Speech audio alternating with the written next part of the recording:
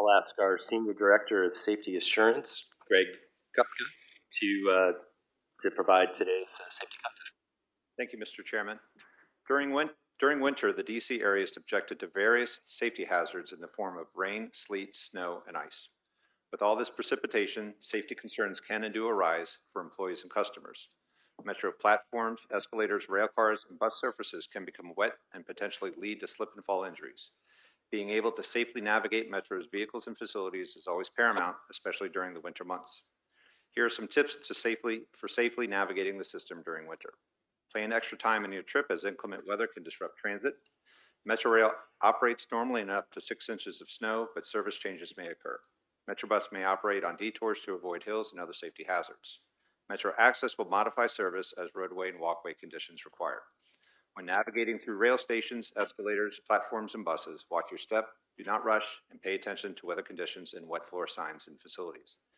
Use extra caution when walking on exposed surfaces, including parking lots, platforms, and bus stops. Never run for a bus or a train, and if you're traveling with children, hold their hand. Report unsafe conditions to any Metro employee, including station managers or bus operators. Stay informed during winter weather events using Metro Alerts. And for additional information, see the severe weather section of the Rider Guide at WMATA.com. Thank you. Thank you, Mr. Kupka. Good morning again, and welcome to this morning's meeting of the Board Executive Committee. Thank you for joining us. Since this is our first public meeting of the day, I'll ask Ms. Ellison, the Board Corporate Secretary, to please call the roll. Chair Smedberg. Present. Vice Chair McAndrew. Present. Vice Chair Lowe. Present. Director Klein. Director Letourneau. Present. Director Drummer. Present. Alternate Director Worth. Director Martin Proctor. Mr. Chair, you have quorum. Thank you. Our first order of business is to approve the agenda. You have the agenda before us. Are there any objections or comments by members of the committee on the agenda? Hearing and seeing none, we'll consider the agenda approved as presented. Now on to the approval of the minutes. We have minutes from our November 2nd meeting and executive session before us. Are there any objections or comments to the sets of minutes as presented? Hearing and seeing none, we'll consider the minutes approved as presented. We have one item on the agenda this morning. The committee will hear from Metro's external auditors on the authority's financial statement audit. Subsection 70A of the WMATA Compact requires that the report of the annual independent audit shall be prepared in accordance with generally accepted auditing principles and shall be filed with the chairman and other officers of the board as the board shall direct. This does not require board or committee action. I would like to turn the floor over to our Deputy Inspector General for Audits, Yamani Dole, who has been managing the audit on behalf of the IG's office, and along with RSM, our external auditors, will provide an overview of its findings. Mr. Dole. Good morning, Chair Smedberg and members of the board. My name is Yamani Dole. I'm the Deputy IG for Audits and Evaluations. With me this morning, I have Ms. Jen Katz. She's a partner with RSM. Now, OIG retained RSM to perform the fiscal year 2023 financial statement audit and also the fiscal year 2023 single audit. A little bit about the audits. The main objective of the financial statement audit is to determine if WMATA's financial statements are free of material misstatements. The main objective of the single audit was to ensure that WMATA's use of federal funds is in compliance with the federal program's requirements on how the funds could be used. We're very pleased to report today that RSM has issued unmodified opinions on both audits, so essentially clean audits, if you will. I need to thank our CFO, Ms. Yutunde Odumide, our Comptroller, Mr. Gary Castello, and also our Assistant Comptroller, Ms. Lisa Fitzgerald, and the entire staff for that matter, for all the help and cooperation not only extended to OIG, but also to RSM as part of their work. RSM and OIG, we've had a tremendous partnership over the years, and we look forward to our continued collaboration. With that said, that concludes my brief overview. We would now like to open it up to the board for any questions that you have of us. Okay, any questions or comments? Dr. Lowe. I'm remembering that last year we had a clean audit too, but I've only been on the board for a few years. How many clean audits has WMATA had in a row? Is it just 2? So actually, I think it's about 6 clean audits now. Correct me if I'm wrong, Jen, since 2016, I believe, right? So, yeah. 6 or 7. clean audits in a row. Outstanding. I mean, I would love for us to get to the point where this is just routine. And I want to note also just how impressed I am that this is done on time. I feel like every other organization I'm involved in is having a late audit this year, and it's not 100% clear why, but, and of course stuff happens, but I think it's really great that this is on time and that this is part of such a long track record, including right through a CFO transition. Fantastic. Thank you. Any other comments or questions? Mr. Dole, thank you to you and your staff of all the work that you've done. And I also want to recognize your interaction and work with Liz and her office. They also do great work, and the collaboration is really appreciated. And we've seen a lot of cultural changes too, and how people think about this audit and understand the importance of this audit to the organization and what it means. So we really appreciate that, and to RSM. Thank you. All right. Next, we will. That's it. No further business. We'll turn the meeting over to the Finance and Capital Committee. Mr. Letourneau. Thank you, Mr. Smedberg, and welcome to this morning's Finance and Capital Committee meeting. First item is approval of our agenda. If there are no objections, we'll consider the agenda approved as presented. Are there any objections by members of the committee to the agenda? Hearing none, the agenda is approved as presented. Now to the approval of the minutes. We have the minutes of our October 26th meeting before us for approval. Are there any objections to the minutes as presented? Hearing none, we'll consider the minutes approved as presented. We have two items on our agenda this morning, and both are important updates that will provide the board and the public with a clearer picture of Metro's finances as we continue our work on the FY25 budget, which will be released later this month. Next month. Our first agenda item is a review of Metro's current year financials, which cover the first quarter of FY 2024. That brings us July through September. Presentation will also provide updated forecasts for ridership, revenue, and expenses for the remainder of this fiscal year. Second item is an overview of Metro's anticipated 6-year capital program, which has been designed to not only align with our strategic transformation plan, but also recognizes the pressures that we face in our budget, the effects of inflation on dedicated funding, and the limits of our debt capacity in the mid and long term. So let's go ahead and get started. I'll turn us over to our financial team. Thank you, Morning. Good morning, and thank you, Mr. Letourneau, members of the board. Good morning. My name is Yetunde Olumide, Chief Financial Officer and Executive Vice President. This morning, I'll share with you an overview of the FY24 Q1 results and our FY24 year-end forecast.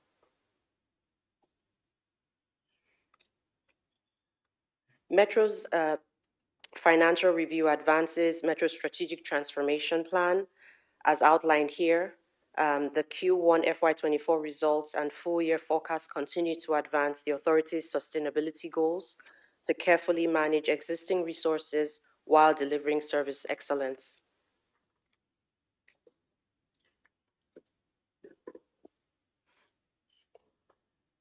Through Q1, total revenue was about $18 million or 14% below budget. 16.5% of the variance was due to lower than budgeted passenger revenue, primarily due to lower than anticipated paid rail ridership and the unfavorable average fares across all modes. Ridership continues to improve and is up from last year by 22%, and total ridership exceeds budget. However, the mix of trips we're seeing is resulting in lower average fares and lower revenues. Non-passenger revenues was also below budget by about $1 million, primarily due to parking, which has recovered more slowly than overall rail ridership, and joint development revenues, which were impacted by slow office market recovery and lease schedule changes. Through Q1, operating expenses totaled about $542 million and was favorable to budget by about $48 million. Personnel expenses totaled about $379 million and was favorable to budget by about $23 million as well. Salaries and wages were about $11 million lower than expected, primarily due to vacant positions. Non-personnel expenses totaled about $163 million and was favorable to budget by about $24 million. The favorability on the non-personnel side is primarily due to reduced spending on materials in the track and weigh and materials departments, also due to reduced building maintenance costs and staff augmentation usage, and also the shift of traditional paratransit trips to Abilities Ride.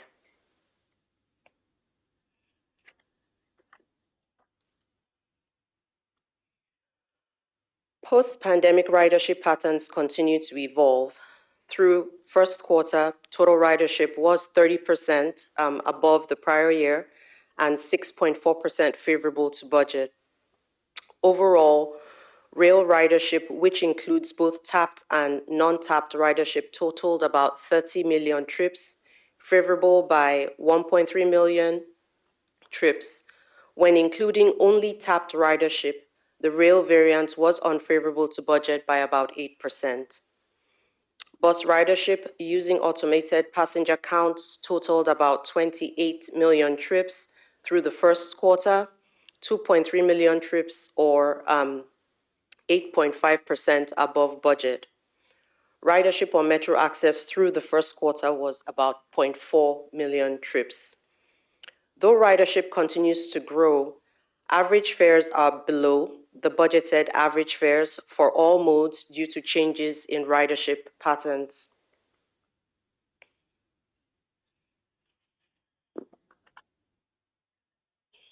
Metrorail's passenger revenue depends on the overall volume of trips, when trips occur, and the distance traveled of those trips.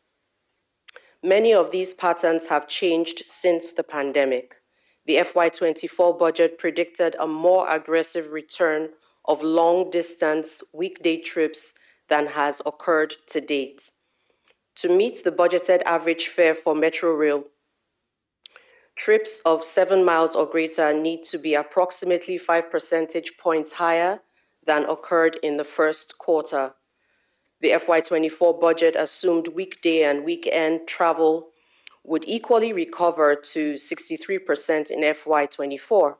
However, weekday ridership has only recovered to approximately 55%, while weekend ridership is approaching 90% of pre-pandemic levels.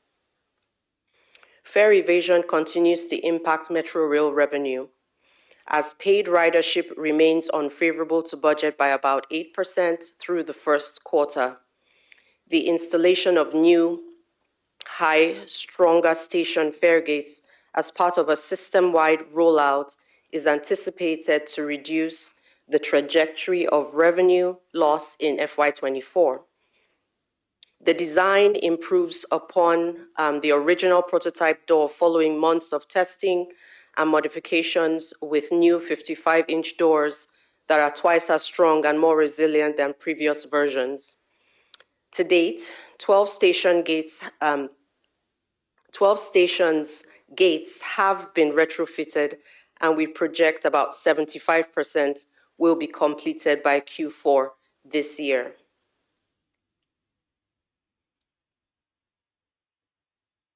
Metrobus passenger revenue is also impacted by non-tap ridership due to aging fare collection equipment, fare evasion, and fare-free shuttle bus trips for station closures. Year to date, the rate of non-tap bus ridership is 13 percentage points higher than the historical average.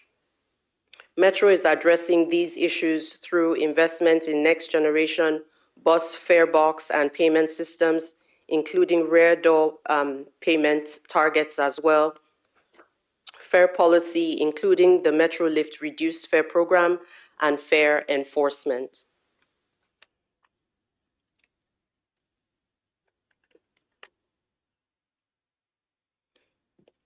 Management actions continue to yield ongoing expense savings and offset revenue losses. During the first quarter, operating expenses were favorable to budget by about $48 million. Personnel expenses were lower than expected due to vacancies and lower fringe-related costs. Overtime partially offset these personnel savings as utilization increased to cover vacancies and absenteeism. The current vacancy rate is about 9.3%, with about 1,200 vacancies. Non-personnel costs are trending lower than budget due to delayed spending on service contracts, a shift in traditional paratransit trips to alternate trips, and timing of some material purchases.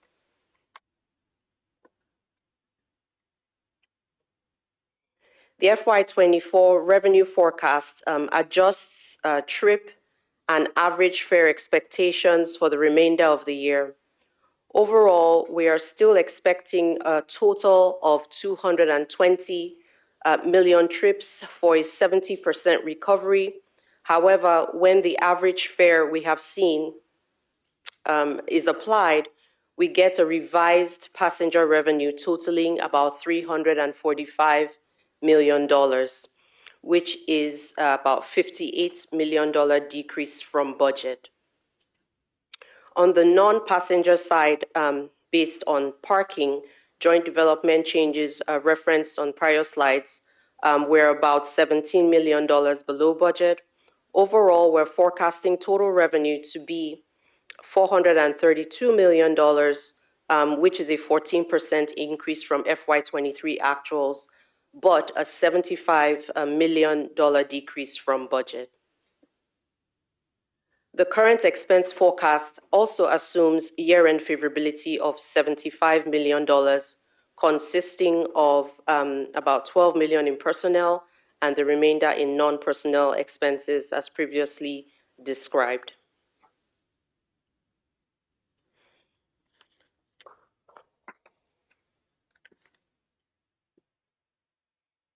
Based on ridership trends through the first quarter, Metro has updated its ridership forecast for FY24. Metro now projects a year-end ridership forecast of about 220 million trips, 3.1 million trips lower than the budget due to lower than anticipated rail ridership activity. Metro rail ridership is projected at 5.7 million trips lower than originally budgeted, while bus ridership is anticipated to exceed budget by nearly 3 million trips. The full year forecast for personnel and non-personnel expenses reflects year-end favorability of $75 million, consisting again of the personnel and non-personnel sections previously described. We expect to be flat to budget this year in FY24 and maintain the previously described $95 million of one-time savings still to be applied to FY25.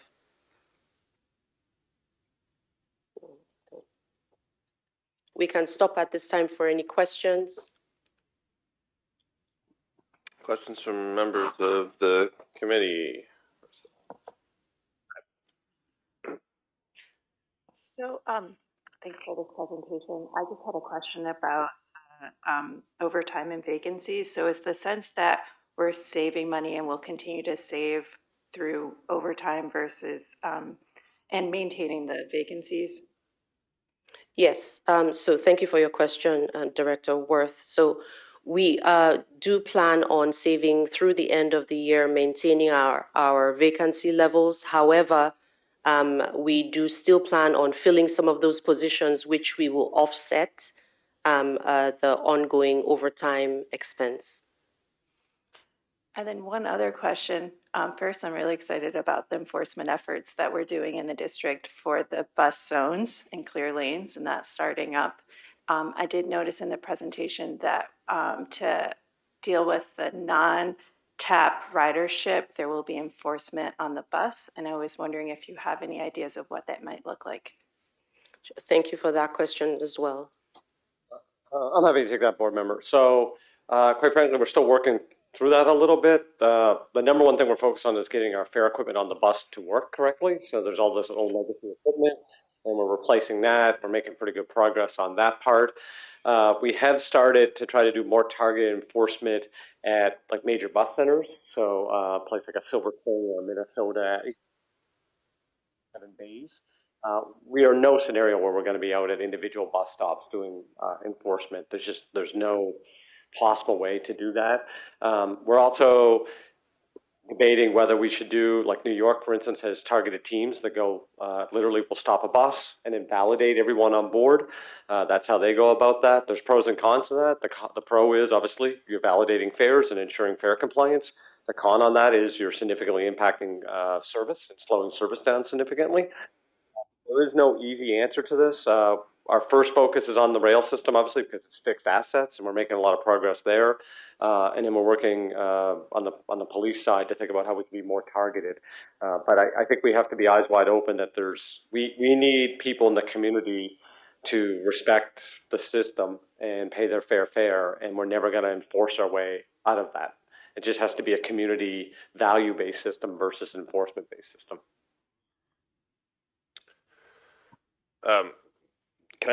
I'll go to you in 1 second, but I just want to follow up on that. So I get what you're saying, and I know it's challenging, but I also think it's unfair to only be focused on rail for fare evasion, because obviously we're seeing with these numbers, there's significant amounts happening on bus. I was curious, some of these are shuttle bus trips as well, but what is the mix between, on the non-tap bus trips, between shuttle buses and actual fare evasion?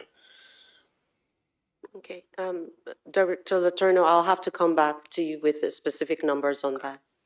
Okay, well, We'll come back. okay.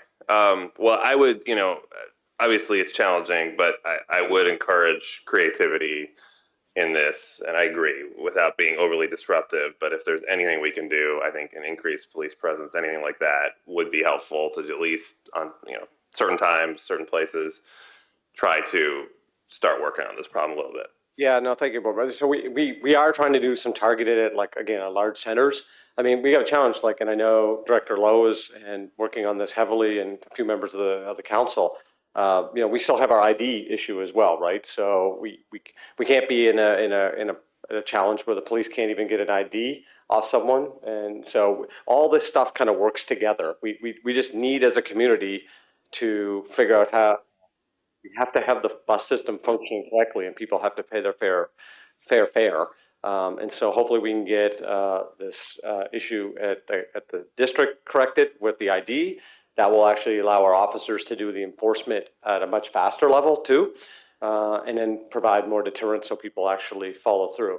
The other part about this is we had some conversations with some individuals at the district. There's a fair amount of new staff with them, I think in the mayor's cabinet, about how we could do maybe push Metro Lift more as well. So we've done a fair amount of that, but we're looking for partners to try to do that as well, to try to get more people signed up, so we can be real clear. If you are an individual in this community that really needs a hand up on the Lift program, we're there and we want you to sign up, but everyone else has to actually pay. And I think that really goes to the fairness question. Director Lowe? Yeah, I just think it's like super premature to talk about any kind of fare enforcement on the bus that would cost money when we need to get what's under our control right first, right? And like more than half the time when I get on the bus, the fare box is broken or hasn't been turned on. So we have some really 101 type stuff that we need to do. We are doing it. I think the new fare boxes are great, but most buses still don't have them. So we should get our house in order, and we are going to do that. So I think that is just like the first and most important piece. In addition to the hardware piece, I think that there is a human factor piece there in terms of like reminding operators before they leave the terminal station to make sure that the box is on. I mean, in part because like a lot of people get on at the terminal station. Right? Like, it's never like an empty, like I get on at the second stop after a terminal station and the bus is never empty when it pulls up to me. There's always like a whole bunch of people that get on there. That's a whole bunch of fares that if the operator hasn't logged in and turned on the box yet, we're not collecting. So, and I get that it's hard to leave the terminal station on time when you have to like log into the box and then go through 20 taps that aren't that quick. But like, we gotta get the new hardware in and then establish a new normal regarding turning the hardware on. I have a couple other questions, Yeah. but that's just what I have to say about collecting bus fares. Okay. On slide 9, I just want to make sure that I'm understanding. Ridership is higher than predicted, but revenue is lower than predicted because of how the trip mix is changing. That's accurate, ma'am. Okay. And then the key talking points to understand how the trip mix is changing is our assumption was a 7-day-a-week recovery, but instead we have this super strong outperforming weekend recovery, but a weaker weekday recovery.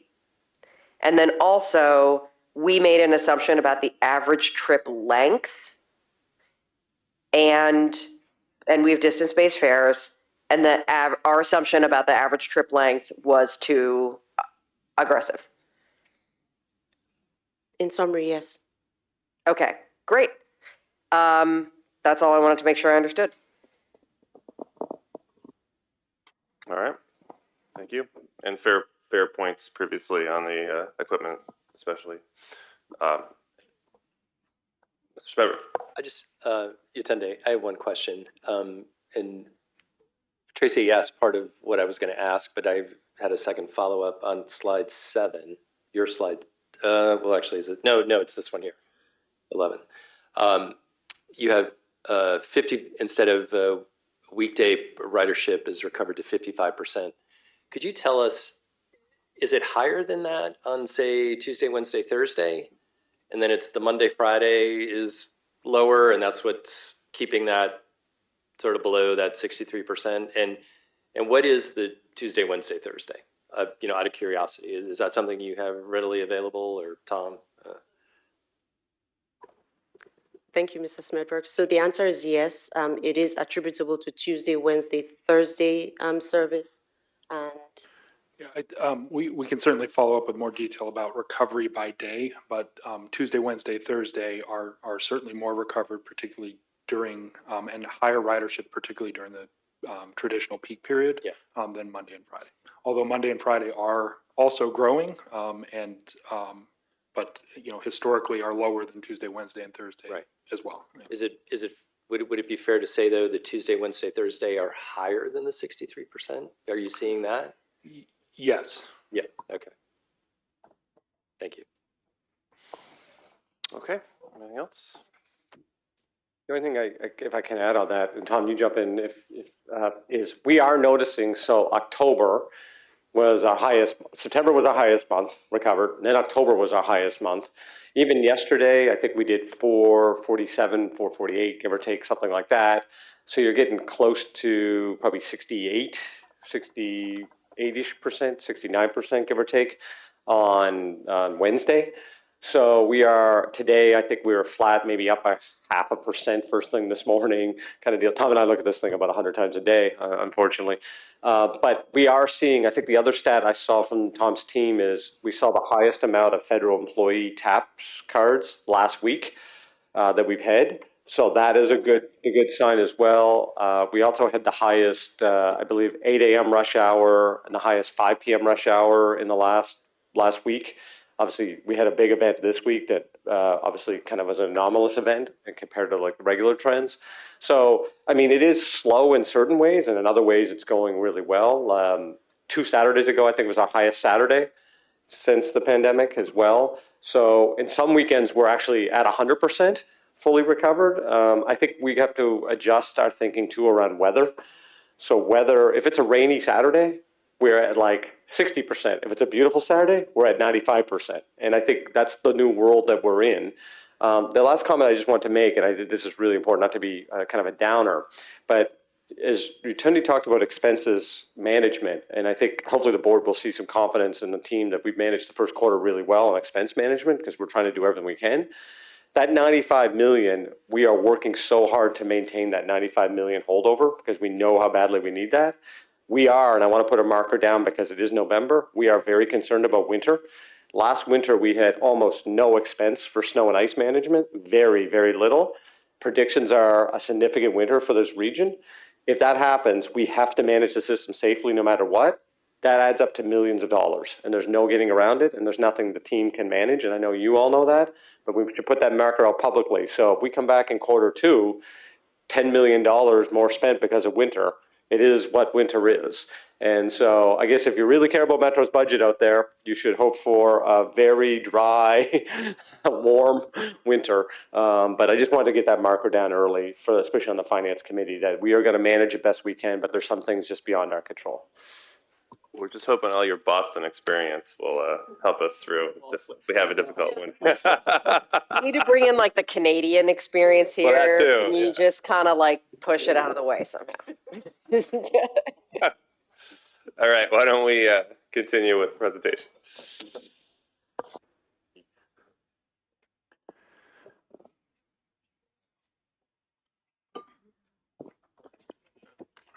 All right. Good morning again. Tom Webster, Chief of Planning and Performance. I'm happy to be here this morning to provide a preview and an update on Metro's capital program. A few things just again for broader context. Metro's capital program advances capital projects, state of good repair programs, and funds the preventive maintenance transfers from the operating budget. Structurally, we have a capital 10-year financially unconstrained capital plan that lists out all of the needs envisioned for the next 10 years, a 6-year capital program that is financially constrained, and a 1-year capital budget that's essentially the expenditure forecast or the cash flow for projects in the 6-year projects and programs in the 6-year program. Another thing of note that's important structurally here is Metro's capital program is largely reinvestment in the existing system. Rehabilitation, replacement, and maintenance of existing assets, infrastructure, and equipment, as well as some modernization activities and planning for the future. This is a little bit different than broader capital programs that look at expansion and significant new capital projects to expand the system. Our capital program is directly linked to Your Metro, our strategic transformation plan. It includes many of the initiatives or our planned future initiatives to advance Metro's goals. Thank you, Tom. So Metro's 6-year, $11 billion capital program is funded by federal grants and from varied contributions made by the jurisdictions and the state level, District of Columbia, the State of Maryland, and the Commonwealth of Virginia, and from the proceeds from debt and bond issuances. Metro raises funding by issuing bonds that are backed and serviced by dedicated funding from the states. We project that Metro's ability to issue debt will end in FY29 because there will not be enough available dedicated funding to support new issuances. The estimate for proceeds from debt for the 25 to 30 capital program is approximately $3.4 billion. Metro also receives funding directly from the jurisdictions for system performance and for the federal formula grant match. Federal grant funding is required to be matched, and that funding comes from both the jurisdictions and the states. These funds are governed by the Capital Funding Agreement, CFA, which is in place through Metro's FY27. The estimate for the 25 through 30 capital program there is $1.9 billion. One type of federal grant is federal formula grants, and Metro receives a fair share of funding from a nationwide federal funding formula that is administered by the FTA. Metro also proactively seeks funding from competitive grant opportunities from the federal government. Metro executes reimbursable projects on behalf of the jurisdictions where the jurisdiction pays 100% of the costs. The estimate for the 25 to 30 capital program For these two fund sources, about $223 million. Metro receives $500 million annually in dedicated funding from the states. The funds are used to back and service debt issuances and for direct investment in the capital program. These funds are legislatively approved by each state and are governed by the dedicated funding agreement with each state as well. Another federal grant is the Passenger Rail Investment and Improvement Act PRIA grant, which is provided specifically for Metro and has been authorized by Congress through Metro's FY31. The estimate of PRIA funding for the 25 through 30 capital program is about $864 million as well. Concerning the PRIA match, jurisdictions must match the federal PRIA grant dollar for dollar. The estimate through 25 through 30 is about $891 million.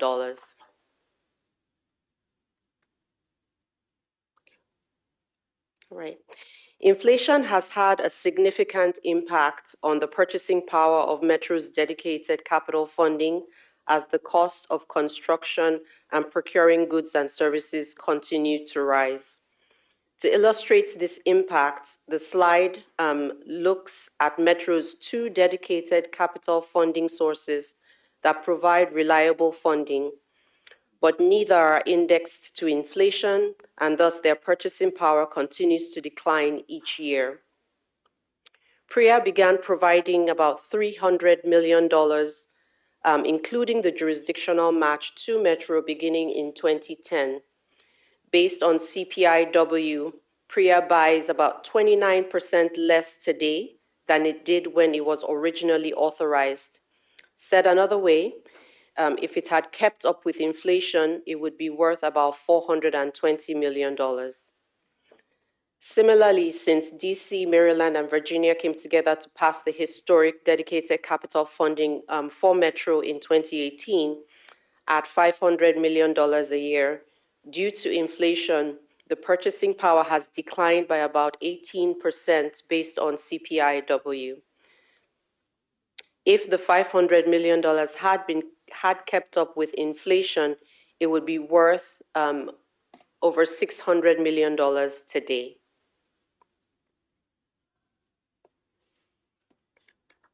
The ability to issue debt for the capital program comes from the existence of dedicated funding. However, dedicated funding also services the debt issuances, and there is a limit to how much debt can be issued before the amount of dedicated funding to service debt is exhausted.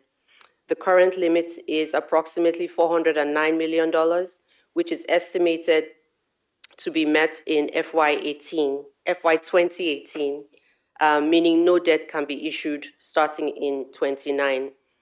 The estimated debt issuance capacity is subject to future market conditions, availability of other funding sources, and the timing of issuances. Thank you. So all of that regional and federal funding of the past several years has supported Metro's investment and reinvestment in the system. As a result of that reinvestment, and you see gradual increasing of investment, more than doubling the annual rate of investment over the past several years. We've seen a significant decline in our estimated overdue work, so that state of good repair, rehabilitation, and replacement work that's needed for the reliable operation of the system. And we've seen, as a result of that investment and other improvements, significant improvements in performance. So some examples, escalator unit failures have declined by nearly 30% system-wide. And we've seen a marked decrease in the number of smoke and fire incidents in the rail system. And as a result of that and other changes, we've seen growing rail customer satisfaction and stable bus customer satisfaction as a result, again, of those investments and other improvements. All of that leading to, as we were just discussing, growing rail and bus ridership as well. So some visuals of those investments over the past several years. You are all familiar with these, but a number of our platforms had aged and begun to fail. We had a platform rehabilitation program that restored those platforms and updated and modernized the station infrastructure and equipment and customer-facing elements. Our Yellow Line Tunnel and bridge over the Potomac, again, aged, and the condition of the tunnel in particular was failing. So you see on the left, water in the tunnel, and of course that has implications for the performance of the equipment and the assets in the tunnel. So a complete reconstruction of that tunnel, and it looks great in this photo, but again, a reinvestment in the existing infrastructure to make it last another generation. Another example, the Rockville station canopy over the platform. Again, condition over the years wore down, and we have now replaced that canopy with a canopy that will last again. Are those like trees growing on the platform? No, I think the trees are in the space between us and the MARC platform that's adjacent. Okay. Those are weeds. Okay, they're weeds, but there are weeds growing on the platform. Adjacent, yes. Yeah, perfect. That was before. Yeah, that's also before. And then a final picture here, our northern bus garage, facility that was more than 100 years old, built for a different purpose. Construction's now underway on a replacement modern facility. Again, our capital program, we have a unconstrained 10-year projection of state of good repair, modernization, and future planning of about $24 billion. Our planning team does an estimate of about how much work could be accomplished in the 6-year period. Again, financially unconstrained, our estimate of that is about $17 billion. As we begin to apply some of the financial constraints that Yetunde described as our dedicated funding debt capacity declines, we are constrained down to that $11 billion number in the center, and that's for our near-term essential state of good repair work and primarily our ongoing contract commitments. Another way to look at this, in addition to the declining power of the money, the buying power of the money, overall our program capacity is down to $11 billion from a 6-year capacity over the past several years of about $12 billion. So it's not even considering escalation, our capital program is shrinking. That smaller capital program risks reversing that state of good repair progress that we've been discussing. And this slide demonstrates a projection with our projected available capital funding beyond the 6-year period. What that dark red line is an estimate of future overdue work as a result of constrained financial capacity. Recognizing that declining capacity, we are taking action now to reduce capital program costs and administrative related expenses in our capital program, to reallocate future funding to advance additional state of good repair work, particularly in some of our more critical assets for the reliability of the system, power track signals, and vehicle maintenance. So we are identifying about $25 million per year in reduced program management expenses, including some consultants, reducing some of our capacity for planning and development of future potential investments in light of the constrained funding for implementation of those types of investments, and then right-sizing and looking for efficiencies in our management of outages due to capital projects. In addition to that, and in parallel to that, looking at efforts to change, revise, and modernize our standards and requirements and some of our practices here to gain some efficiencies and reduce capital, direct capital investment costs. And what this looks like is trying to be a little bit more normal, to be a little bit more focused on what the market can provide rather than having metro-specific standards and requirements. So some recent examples, our teams have looked very carefully at our approach to bus shelters as well as station signage, talked with peers, talked with some of our peer agent or local bus operators in the region who also install bus shelters, identified ways to bring those costs down by making our standards more economical, and in the case of the bus shelters, we're able to reduce projected costs from in the range of $400,000 to $500,000 for shelters down to less than $100,000 for shelters. Each one of these activities, again, will prolong the capital funding we do have, stretching that and allowing us to accomplish more work. In light of those capital funding constraints, we are entering a period where we have limited capacity to add new things to the capital program or to sustain those state of good repair programs beyond the next few years. So the next three slides here by major investment category describe what is still included in our draft capital program and what's excluded at this time due to funding capacity.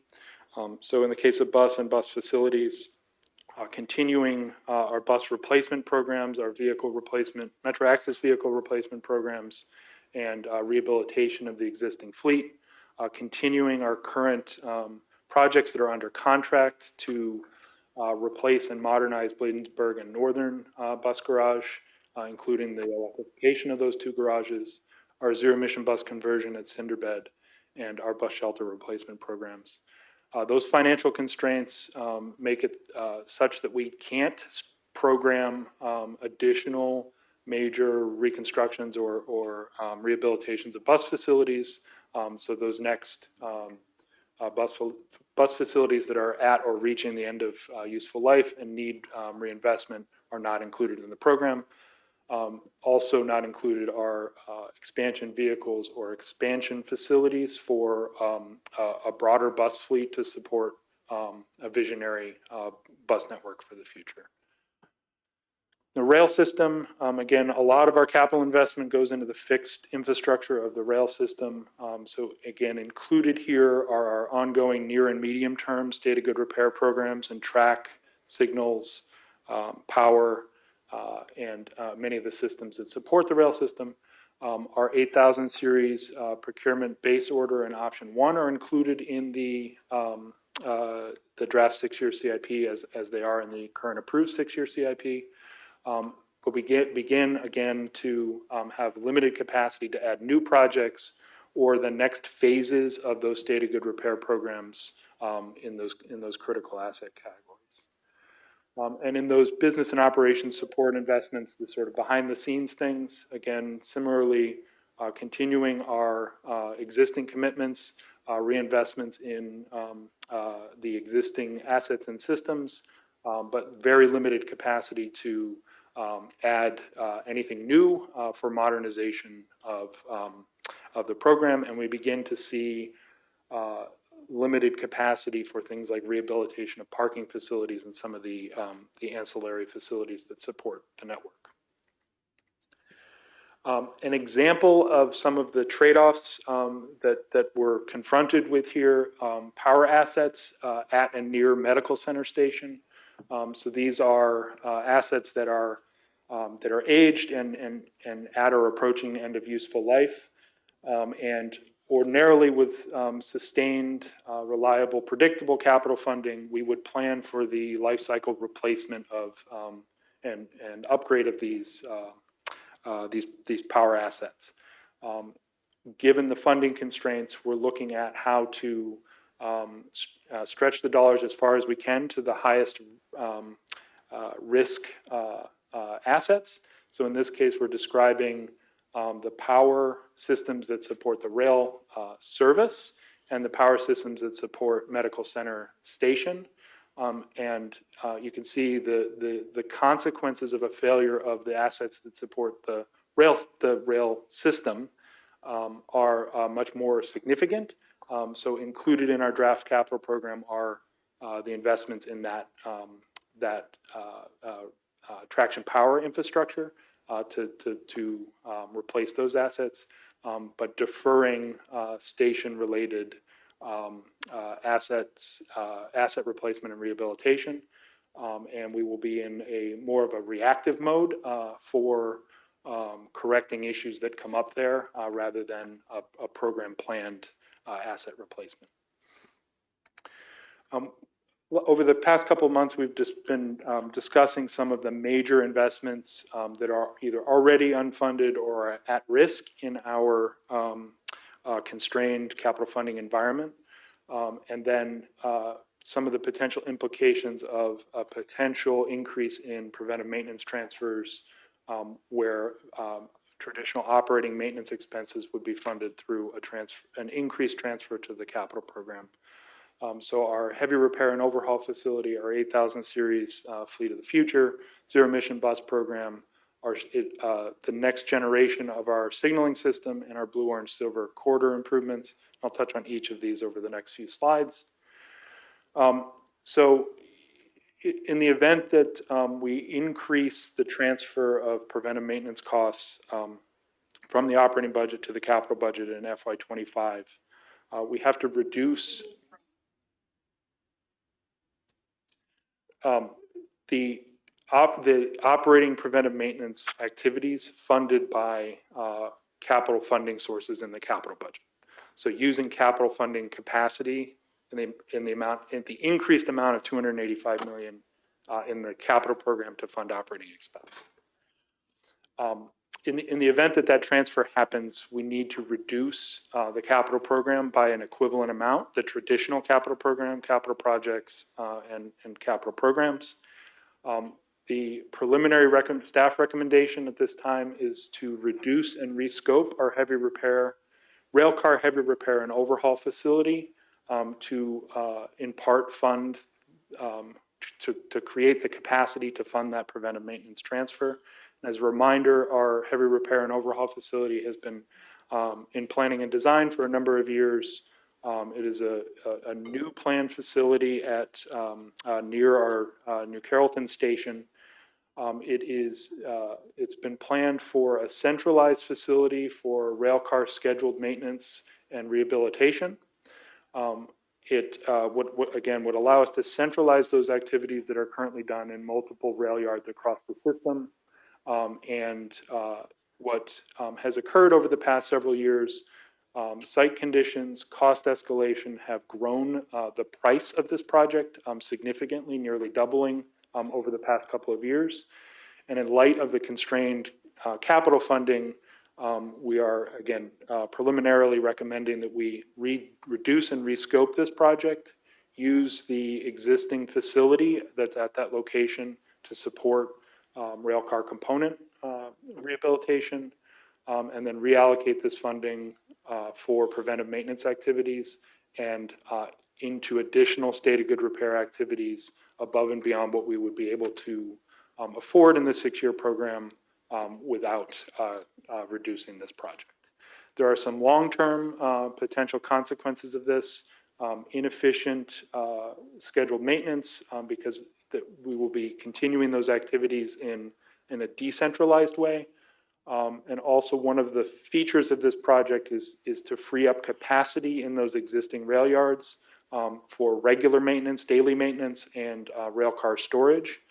So our overall system capacity to support a larger railcar fleet it will be a little more constrained than it would have been had we pursued this full scope facility. Our 8,000 series railcar program. Again, just to level set, we have about just under 1,300 railcars in the railcar fleet. About 360 of them are the 2,000 and 3,000 legacy railcars acquired and put in service back in the 1980s. We have an existing awarded contract that allows us to acquire up to 800 railcars, new railcars, 8,000 series railcars for replacement of those legacy railcars and for potential future expansion of the railcar fleet. Our existing approved 6-year capital program includes the funding for the base railcar order, which has been awarded, and option 1 of that contract, which would allow the acquisition of 104 more railcars. So 360 railcars in total to support the modernization of the fleet. Again, in light of the larger financial constraints and the potential for increased preventive maintenance transfers going forward, that additional option and the options beyond that are certainly at risk, which presents some constraints to Metro's railcar fleet overall and our ability to provide increased rail service either in terms of frequency or capacity for the long term. So again, no recommendation at this time on this program. The existing program includes the base and the options, does not include the expansion options beyond that. But certainly this is an investment that is at risk in our constrained environment. Moving next to the zero emission bus program.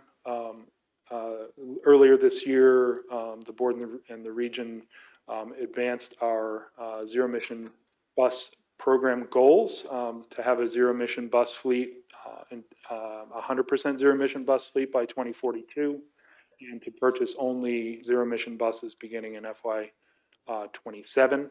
Our existing approved capital program and our draft capital program for next year includes the replacement and retrofit of both Northern and Bladensburg, which are now under construction, as well as the electrification of Cinderbed Road, where we've recently received a substantial federal grant of more than $100 million for that conversion. And it includes the incremental cost of purchasing electric buses during the 6-year period. There is a lot more work to be done to convert facilities and acquire zero emission buses over the coming decades. Most of that work is not funded, the facility work or the bus purchases. And again, continued pressure on the capital program and the potential for increased preventive maintenance transfers puts additional pressure on what is already a only partially funded zero emission transition plan. And then our broader long-term system modernization programs and expansion programs. So our Metro's signaling system is original and growing more and more obsolete. We have planning work and design and engineering work underway for the next generation signaling system. That planning work is progressing. The larger investment that will be in the billions of dollars, not yet funded. And as well, our Blue Orange Silver Corridor and capacity study. Again, we've been advancing the early planning work for future investments in capacity and reliability investments in the rail system. Nothing beyond that initial planning work is funded in Metro's 6-year plan or in any regional capital improvement programs. Importantly here, to be in a position to successfully compete for competitive funding, that planning work for both of these programs needs to continue. And as we get more and more constrained in capital dollars, those project planning and development activities become more at risk. And then finally, just a summary of our projected 6-year capital program. Much of this is very similar to our existing approved 6-year capital program. Again, adding 1 year to the end and moving forward into FY25. And you'll see from this summary, most new initiatives, projects, and next phases of state of good repair programs will remain unfunded given those financial constraints. So with that, Mr. Chairman, that concludes our presentation. Happy to support discussion and answer any questions. Thank you. Thank you very much. Appreciate your laying that out. Maybe I'll start with a question. The heavy maintenance and repair facility has been around planning-wise for a long time. Lots of cost escalation. Would we be better off really looking at a more targeted approach for this type of facility at this point anyway? I think that is exactly what we're proposing here. That the scale of the investment here, in light of the financial constraints, the opportunity to potentially use the existing facility and avoid some of the complicated site conditions at that location and the high costs associated with dealing with that. Rescoping and looking at a modified railcar component overhaul approach at that facility, and then targeted investments in some other locations to improve that. So is that something we could see as a sort of new/different capital project in a future year with potentially a lower price tag? Yes. Okay. So, Mr. Tom, I think in the 6th year you have money set aside for that target. Just to make sure that Board Member Letourneau doesn't. I don't want him to be lost with the concept that we might be coming back with a new project as much as in the 6th year you rescoped in here. So there's a placeholder for, I can't remember the exact amount in the list right at the moment, but to get that done, because we have purchased the property, we have that warehouse, and there's a lot of work going on about how to, as Tom says, optimize that facility to do the component overhaul, which we definitely need, but do it in a much more cost-effective way. Got it. Okay. Other questions? Mr. McAndrew. We're dealing with this in the state of Maryland, so I think the challenge that we're seeing, or what I'm gathering, is we've got a constrained budget, and there's going to be trade-offs ahead of us. And there are big investments that need to be made from like a state of good repair, system preservation, as well as where the region's looking to take it. And so I think there's a couple just kind of trade-off discussions I'd like to entertain. And it principally is on the 8000 series and the zero-emission bus. So let's start with the bus discussion. So we're dealing with this. I think most of the folks in the country are dealing with this. There's a want to have a cleaner fuel source or propulsion source that ultimately pushes these vehicles up the hill, which we're all supportive of, generally speaking. But isn't the market somewhat challenged here as well? Nationally, I believe one manufacturer that's eligible for federal funds, and then the size of your fleet, the size of our fleet, the size of, say, New York City's fleet that are trying to convert. Is the market even going to be able to be there to fulfill the needs as projected? And should we try to, if the market's not there, isn't the supply and demand going to get off kilter? We're going to overpay? It's just a hypothetical question. And then, in a world where I believe we have excess buses today that are currently operated or operational that are not currently in use. So I'm just kind of wondering, like, the fleet mix and what the discussion might look like in terms of, delaying this potentially. Is it our decision or is it the market's decision? We should just factor that in now. And do we have the buses already here that can kind of help us transition, maybe delay the conversion a couple of years? And then I'll come back and ask an 8000 series question in a second. But I think certainly the availability of buses is a challenge. I think that's a partly a timing challenge, as you point out, where even if we're pursuing this as a funded program aggressively, it's going to shift to the right from a schedule standpoint. I think that doesn't change the broader multi-year plan beyond our current 6-year program isn't funded. So there's potential for some shifting and yes, management of the fleet while the market sort of catches up and there's more buses available. The facility preparation is our long-term investments, and several are underway now.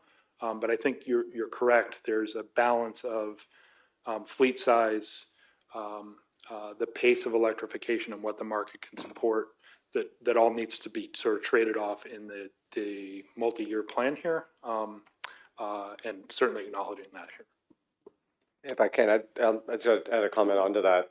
So on the bus side, like a larger industry, we do not have a healthy vendor market right now, and there's a lot of people working on it. So I actually have a call this afternoon. There's a special task force that gets up at APTA with some senior CEOs, manufacturers, the FTA is involved, and a few others.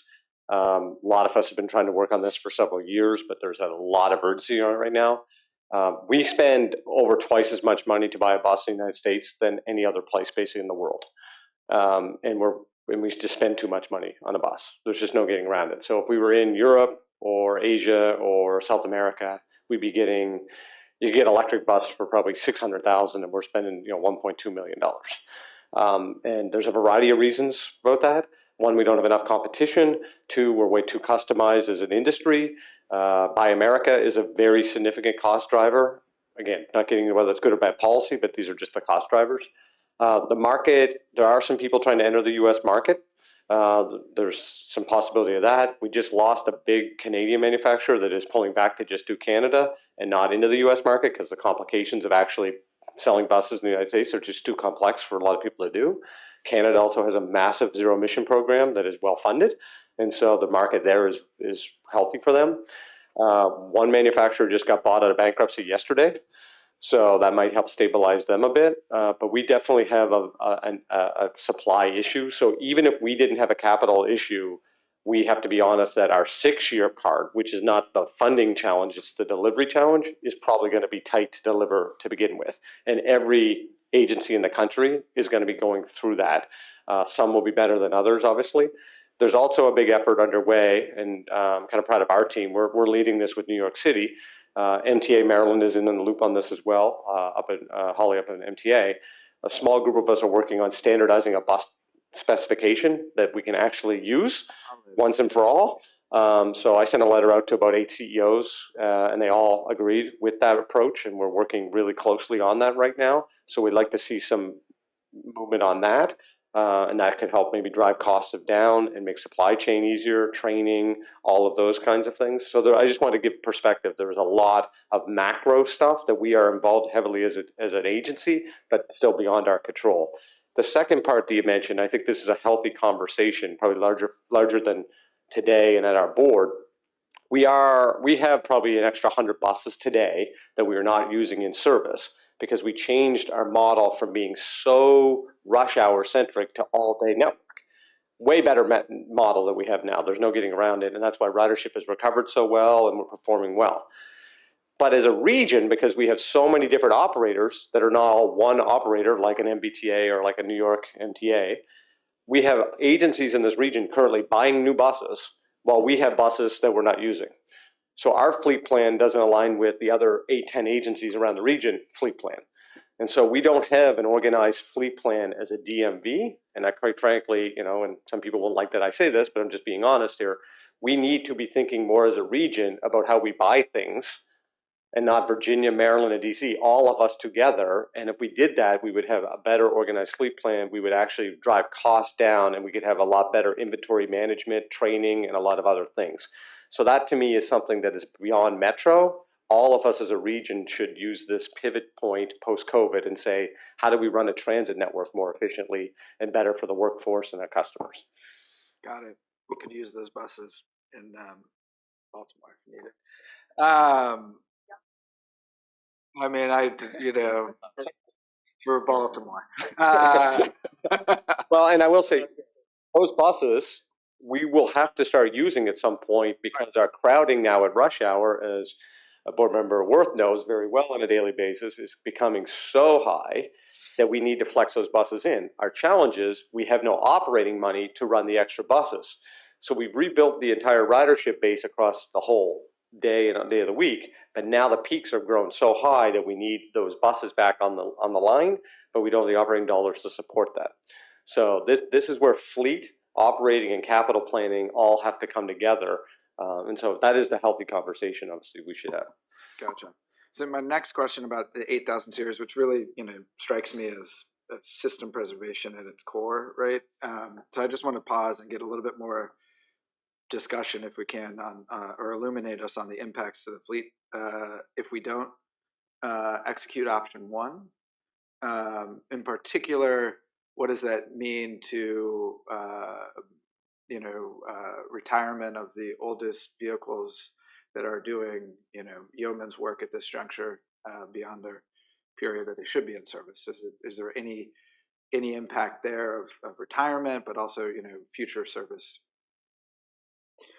I think, thank you, Board Member McAndrew. I think there are essentially two choices if option one is not awarded and advanced.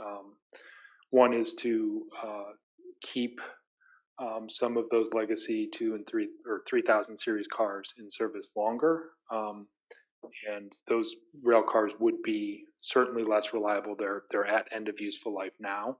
And the cost to keep them in service, the operating and maintenance costs would be high.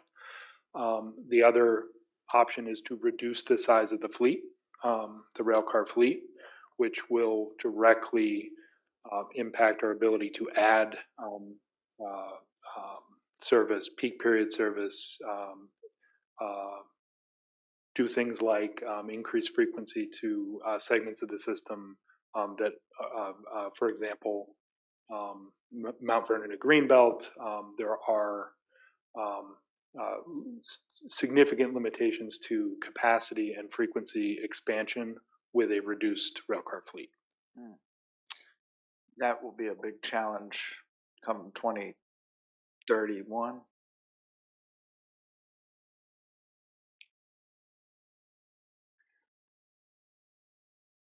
Other Director Lowe?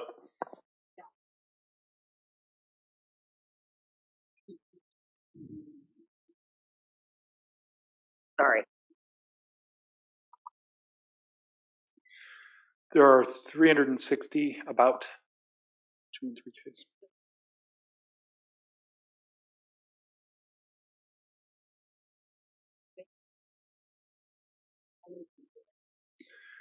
There are. Tom, do you want to why don't we just do a quick reset on the fact that the 2Ks shouldn't be operating today? I'm not trying to. No, but I think this would be helpful. The 2Ks are only operating because the 7Ks Understood. are still not fully back. When Yeah. the 7Ks are fully back, the 2s are gone. Mhm. Then we're left with the 3 replacement, which is option 1 plus additional cars in option 1, to Tom's point. Deal with all 8-car train sets, deal with yellow line back to Greenbelt, deal with other frequencies. So the 2s and 3s are combined, but they really should be looked at as 2 separate. I am trying to separate them out. That is why I'm asking this question. I don't want to have this conversation, but we have to make math decisions here. So that's what I'm trying to understand. How many 2Ks? I believe there's about 76. 2Ks. Okay, so base at least is still going to be able to let Grandpa retire to the farm. Again, without the 8Ks, we're retiring the 2s. Okay. The 2s are going to all retire Go. as we bring back. We're still sitting about 130-ish 7Ks that we have to do our pressing program on. And as they come back, we're going to work the 2s finally out of the agency. Off to Valhalla. They've done more than their share. Okay, and so then, and how many 3Ks are there? The balance of 360 minus 76, so like 280. 200, very high 2s. Very high 2s. I mean, we need option 1 in order to get all the way there. Okay. How much was the heavy repair facility going to cost? I heard that it doubled, but what was the worst latest number? Total project cost all in projection is about a little over 700 million. Cool. Do we ever calculate? I'm remembering like last year with the capital program, there was like this big book that had like every project. And I feel like some of them had ROI calculations on them. Did I hallucinate that, or that happened? That happened. That happened. Okay, so like, should I go back to that book and see like what we had estimated the ROI was, or do we update that?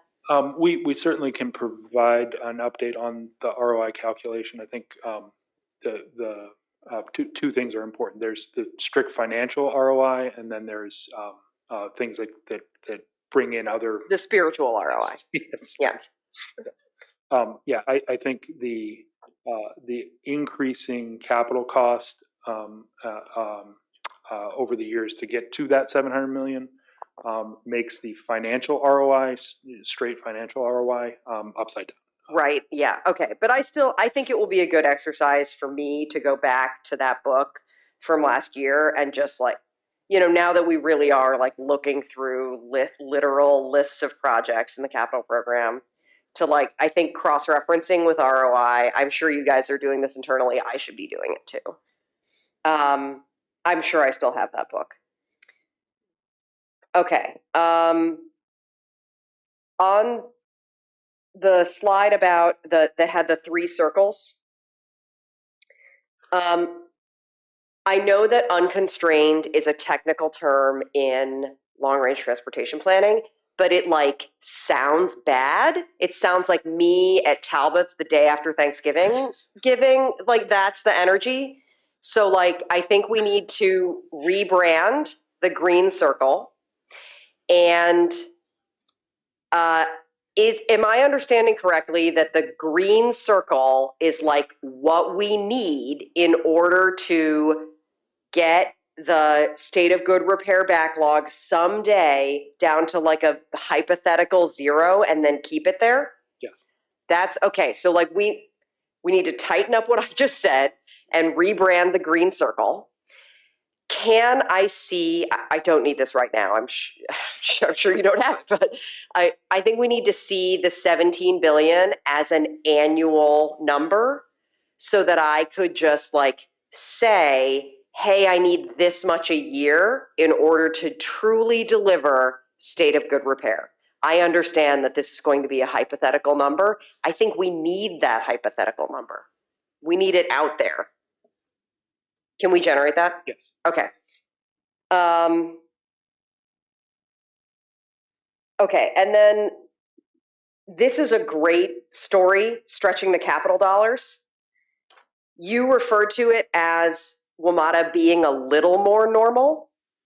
This is like light executive coaching. Let's start like being normal. Let's be all the way normal. Yes. Let's just be regular, normal people. Yes, agree. Okay, all right, thanks. Yeah, but Metro's not normal. I am in a good way, though. Sometimes, I mean, look at how our stations are much nicer, and we have air conditioning and all that kind of stuff. So I kind of thought that's what we were getting at a little bit with the not normal. No, just normal. I just want regular. Yeah, but but if we started building regular Metro stations, people would not be happy because they would not be like they are. This is part of the problem. It's a discussion for sure. Mr. Trevor. No? Okay. Ms. Klein, and then I'll go to Mr. Trevor. You stay on that slide, thank you. I'm interested in the distinction between the green circle and the blue circle. The green circle, which is what we could deliver if we had the funds, right? The 17 billion over 6 years, includes essential state of good repair and basic state of good repair. But the 11 billion, which is what we actually have funded at the moment, just has near-term essential state of good repair. You've highlighted a number of sort of big ticket items that we're going to lose out if we can't increase funding, or maybe lose out is a harsh term, that we will defer or delay or not do. But I'm wondering, what the sort of experience of customers might be if we are focused only on near-term essential state of good repair and not doing basic state of good repair. The difference there. Thank you, Director Klein.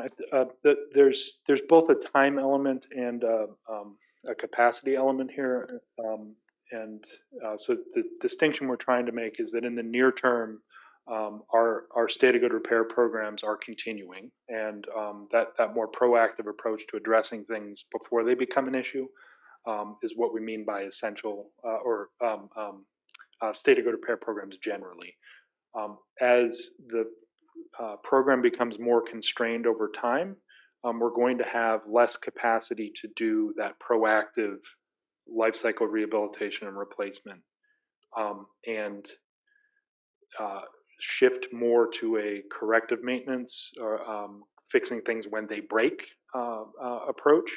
And so that's a little bit of the distinction that we're trying to make, and we can go through some more examples in a future session that to show the difference between proactive and reactive.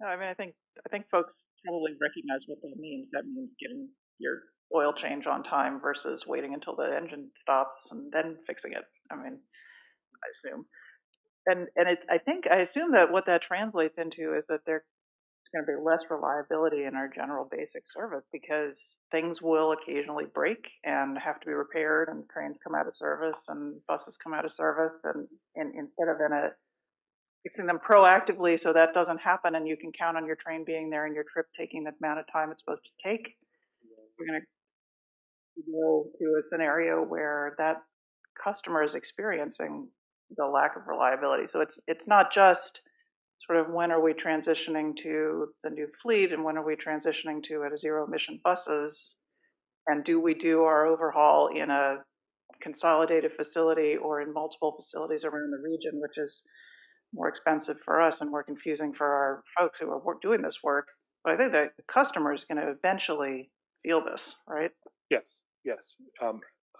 Equipment not available, outages of things in stations like escalators or elevators, and deteriorating over time, so less reliable, less good performance. Yeah, and I mean, speaking of escalators, 10 years ago, escalators was all I heard about. Whenever Metro came up, somebody said, well, why can't you fix the escalators? I'm not hearing that anymore. I would really like to not get back to a situation where I'm hearing it again. Yep. Yeah, well, that's temporary. Yeah, exactly. Okay, thank you very much.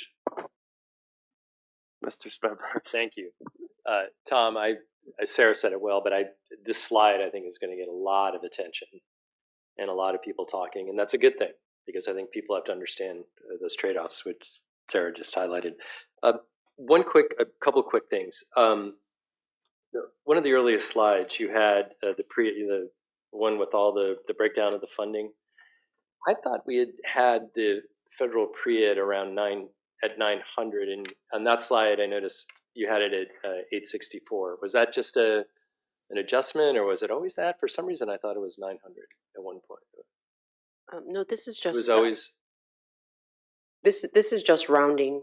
Oh, okay. Yes. Okay, and then back to the 8,000s. There's got to be a cost to these various options. I mean, we had a lot of discussion about the contract at the time. So putting off some of these things is going to actually cost more money. Is that a safe assumption? Yes. So the unawarded option one, in light of the financial constraints, we're going to be delaying that decision. Delays in award of that option will increase the cost as market costs escalate. That's built into our existing contract. So a later award of that option is about $20 million more, just based on that timing. And then of course we will reach a point where eventually in the future where we won't be able to award the option as that that contract Right. will no longer be in effect. Okay, thank you. I mean, I think that's sort of helpful to know as we consider this. And that's in addition to the maintenance and upkeep of the Yes. legacy fleet. Yes. Right. Your slide 22, which should be the next slide, I think. So this here, I mean, this, I think, really, to me, highlights the issue in terms of the simple fact is that this is not indexed to anything, let alone CPI. Even if it were a modest 2%, it's still, this really highlights the long-term issue we have. Well, immediate and long-term. I mean, and to me, this is something that we've got to fix, or somehow, with our funding partners and the people that are going to be looking at these long-term issues with us. This is something we got to fix. I mean, when I was on council, I'm sure Matt in his work and the finance chair at Loudon, you factor in cost increases and everything else. We don't have that here.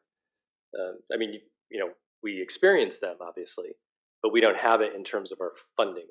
We can't budget more because this is not indexed to anything. Is that a fair statement? Thank you, sir. That is a fair statement. And I didn't say earlier, but combined, taken together, the erosion of these two funding sources adds up to close to about $230 million over the years.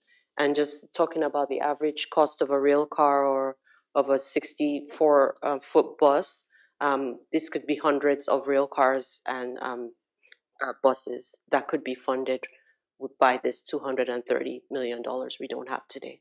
But it's not just the big projects. It's all It's the all little projects. It goes all the way down. I mean, the cost of Absolutely. doing those, the materials, whatever it is. I mean, it all adds up. And so this, I mean, I think this is something we maybe even need to highlight even more. Yeah, Mr. Chairman, I very much appreciate you highlighting this. It's why this slide, when we started running the data, we talked about how the slide has to be out there. Quite frankly, it's maybe one of the most important slides in the entire deck. It also speaks very true on the operating side as well. The operating subsidy was never actually pegged to a true economic indicator. It was pegged at a number. So 3% made sense at the time. But for instance, if our operating subsidy was pegged to CPIW and our capital program was pegged to construction cost index, we would not have an operating or a capital financial discussion this year. We would have total predictability. All of our regional and jurisdictional partners would have predictability. We would all once and for all know, because we would have an economic indicator changing the number. So what we've done, whether again, not to say people didn't want to do the right thing or things changed over time, we've done the opposite of, say, Social Security of the country. So if Social Security wasn't pegged to inflation, Social Security today, the people that are receiving Social Security wouldn't be getting any money in real dollars.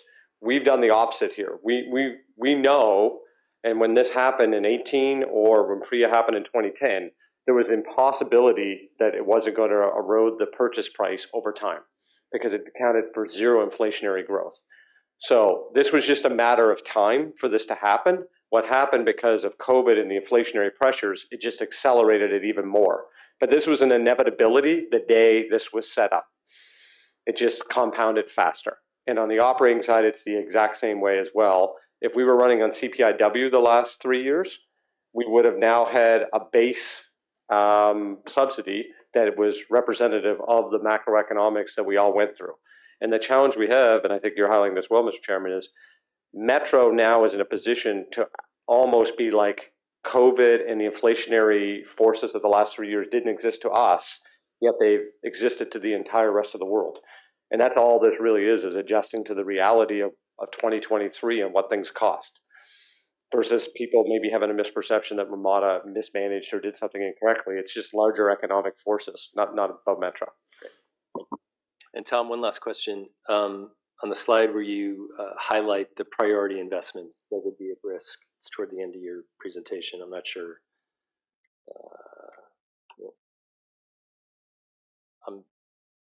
I think it's next. Yeah, this one here.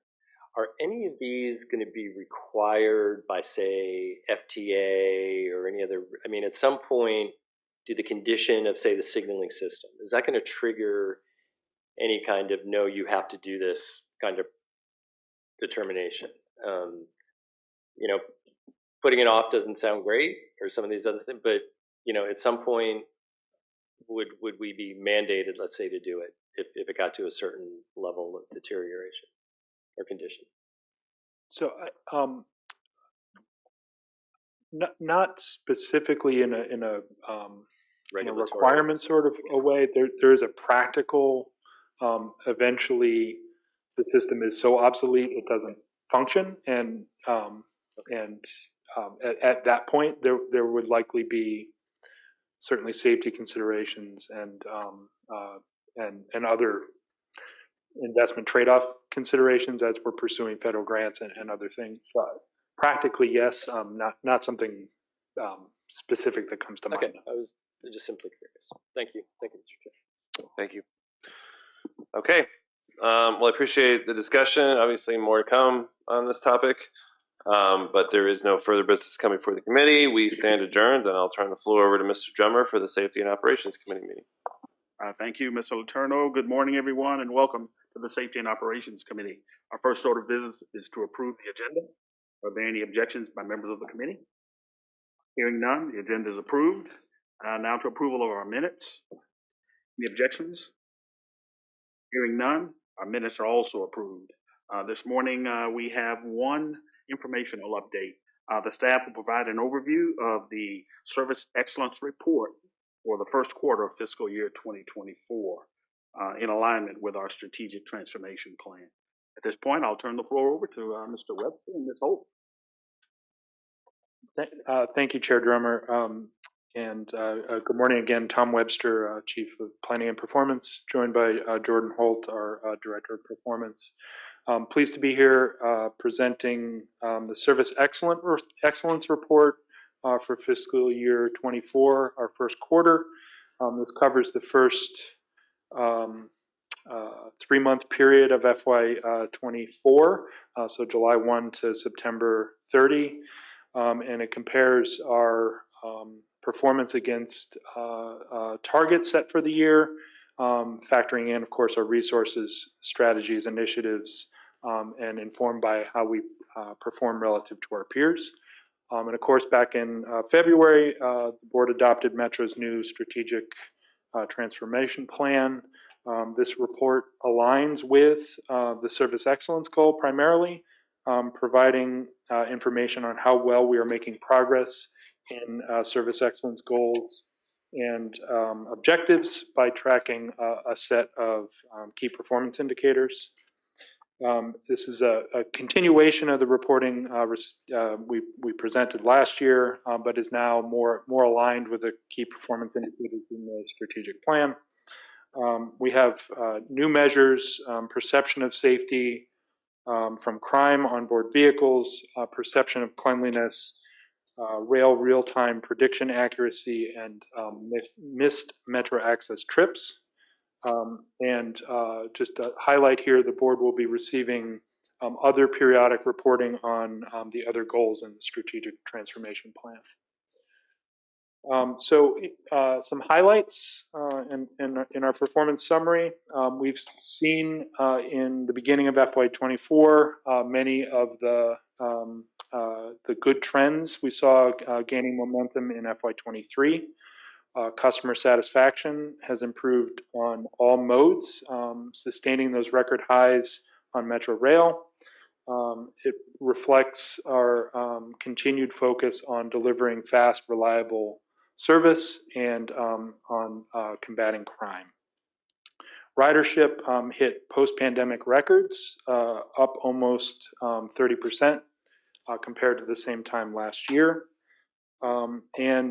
Actions to improve personal safety in our system are also paying off. I'll now turn it over to Jordan to go through the rest of the presentation. Great, thanks everyone. So this is the full suite of key performance indicators that align to our strategic goal of service excellence. And you see we have 3 objectives and a variety of measures with each one. So kind of mixed results so far in quarter 1, with about 60% of our measures meeting targets, or at least moving in the direction that we'd like to see. I will be focused on a subset of measures today, those with the plus sign next to them. Of course, information on all of these measures is available in the full report as well as the appendix to the presentation, so I'd be happy to answer any questions you have about things that I may not be covering. Also a note, just a reminder that to make this report more accessible to those with color blindness, we have blue means good for target met, and the orange and the light orange means that we have not met our target and have room to improve. I know you received information about ridership in prior presentations, so won't spend a lot of time on this, but you can see that we're continuing to have increases in ridership with Q1 of FY24, our best quarter yet in terms of post-pandemic ridership. And that's true across both bus and rail. Metro access ridership has been relatively stable in recent years. We did see about a little over 126,000 riders in August, which is the highest that we've seen post-pandemic. I also have, I know there was a question earlier about recovery by days of the week on rail, so I can quickly cover that. On Sunday, we're at 107% of pre-pandemic ridership. On Monday, we're at 50%. On Tuesday, we're at 56%. On Wednesday, we're at 61%. On Thursday, we're at 64%. Thursday is our highest in terms of recovery, except for weekend, our highest weekday. Friday, 60%, and Saturday, 105%. So just to answer that question that came up previously. Some records that we saw in Q1 are record high weekday ridership on Metro Bus and Metro Rail. We celebrated our millionth customer at Dulles. We also marked a joint partnership agreement with the Commanders and saw record high ridership at Morgan Boulevard during a Commanders game. And then finally, we've also seen some uptake of the pass products that we've put in place to ensure our system is affordable to a variety of customers, with about 4,000 customers enrolled in our LIFT program as of the end of September. Substantial amount of DC students using the system to get to school every day, as well as a partnership with over 32 universities currently participate in our UPass product, and so we see a fair amount of usage on a daily basis there as well. Delving into the performance metrics here, for rail, we hit 85%, which is the actual target in our strategic transformation plan, so where we want to stay there by 2028. So the challenge now is to sustain that high level of satisfaction, and we've done it for now 2 quarters in a row, so that's a good trend. We know that this is driven by really service reliability and making sure we have low wait times. When we look at where we are today in Q1 compared to where we were in Q1 FY23, we have a substantial 12 percentage point increase in satisfaction. And I think correlated to that, wait times are down over 20%. On Metro Bus, satisfaction has been fairly steady over the past 15 months that are shown in this graph. We met our target this year of 74%, which puts us on that progression towards reaching 85% by 2028.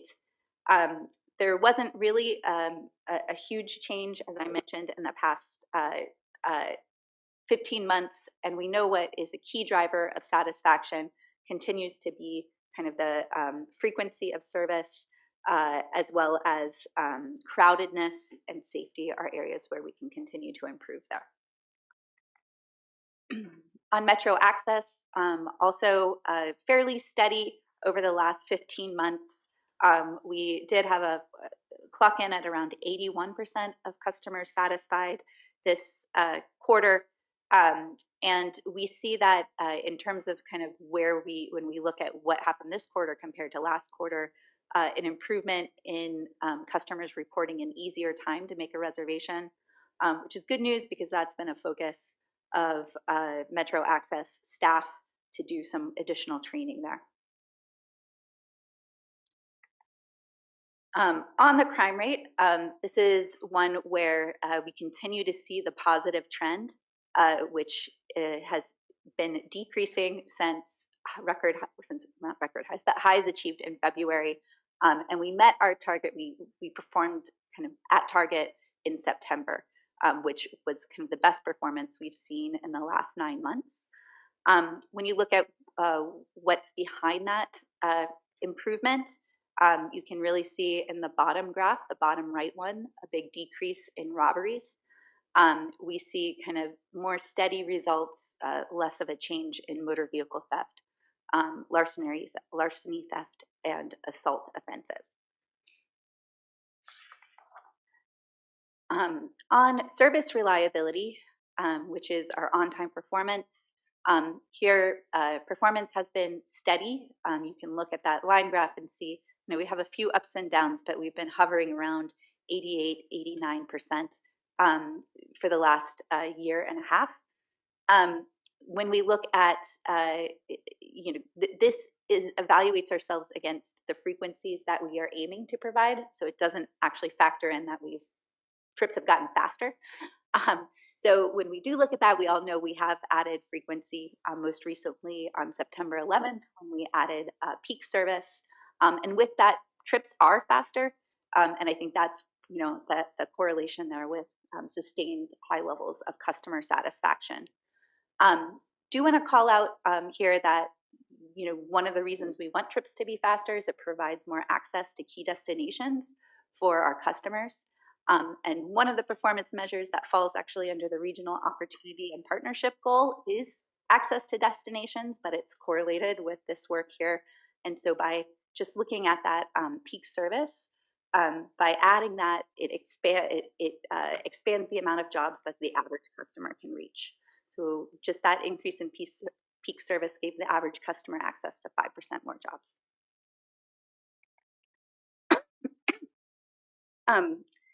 In May, we implemented a new service pattern on the green and yellow line.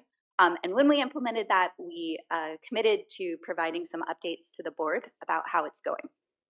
So wanted to share some of the benefits and kind of lessons learned we've been experiencing from this. So to remind everyone, kind of the reason that we implemented this service pattern was to enable more frequent service, particularly to the Southern Green Line. And we've seen that customers are benefiting from that.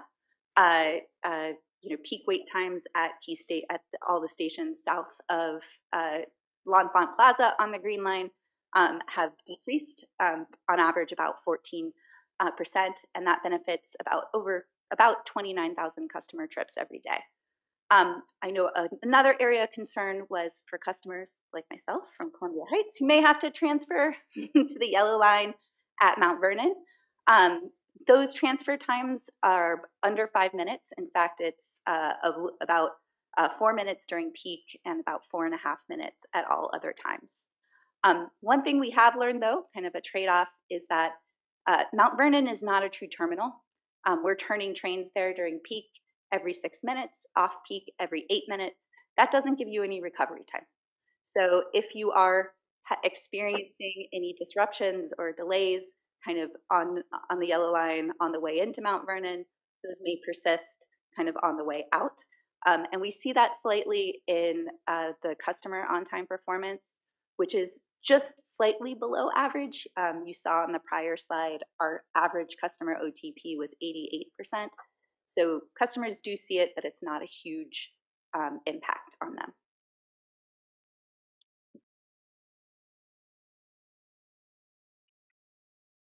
Okay, bus on-time performance. Here, we start the year off great, meeting our target of 78%, but you see that seasonal trends kicked in and that in September, our on-time performance fell.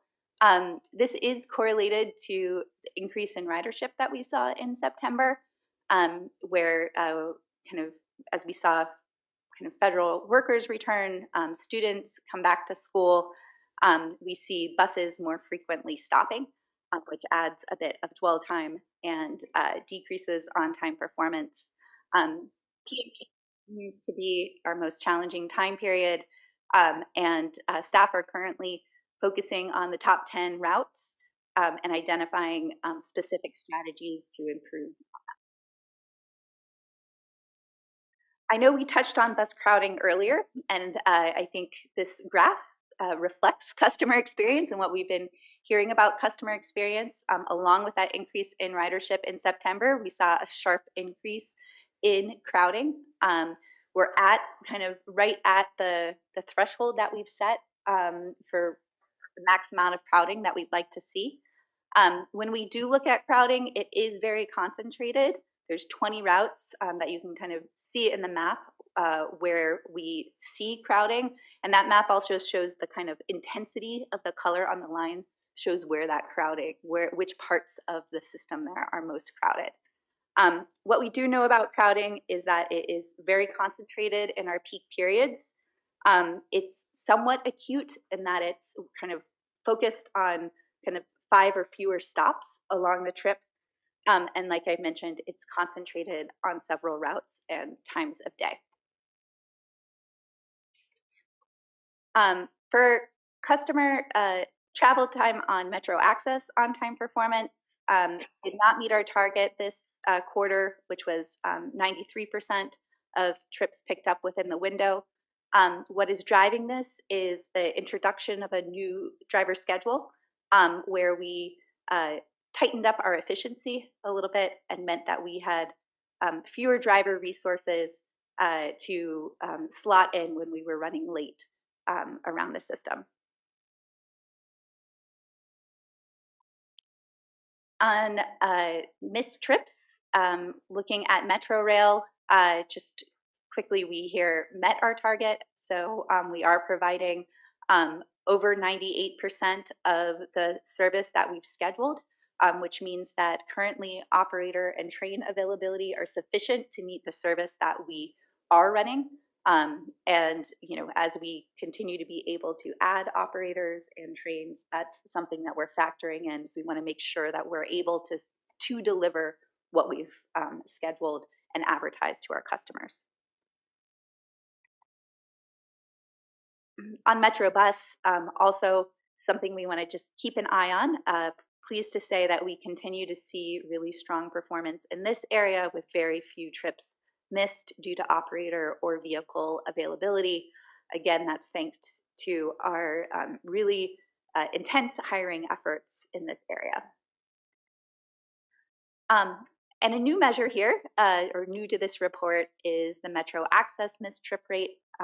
Here we're targeting fewer than 0.75% of trips missed.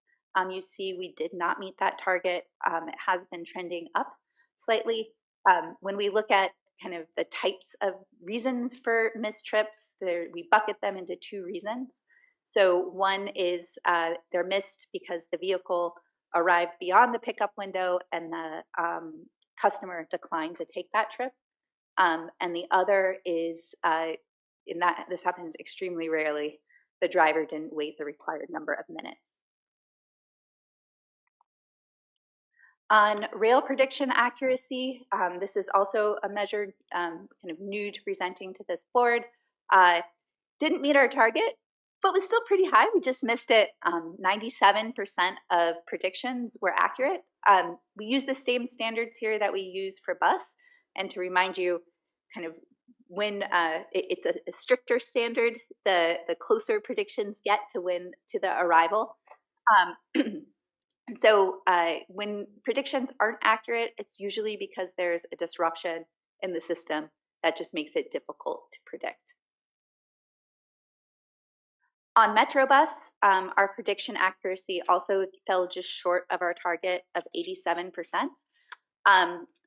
This is clearly kind of, I said we use the same standards for bus and rail. This is where you You can see for rail the benefit of running on your own guideway and not in mixed traffic.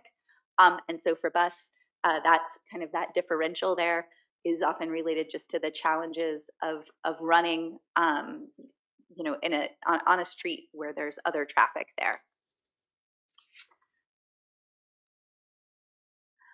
Real-time information availability for bus. So we measure for bus both kind of when you do receive a prediction, how accurate it is, and this is, did you receive a prediction at all?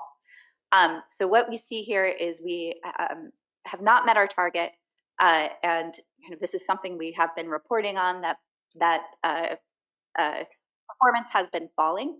I'm pleased to say we've turned things around, and next quarter you will be seeing an improvement here. What happened is as we accelerated the installation of our live video, this resulted in some of our cellular service being shut off because we were using a lot more bandwidth. So what we've been doing is updating our SIM cards as well as our routers, and as we've been doing that, have seen it go up. Kind of as we've been looking kind of for the past 2 weeks, we've been at 92.7%, almost 93%. So we're getting closer to the target there.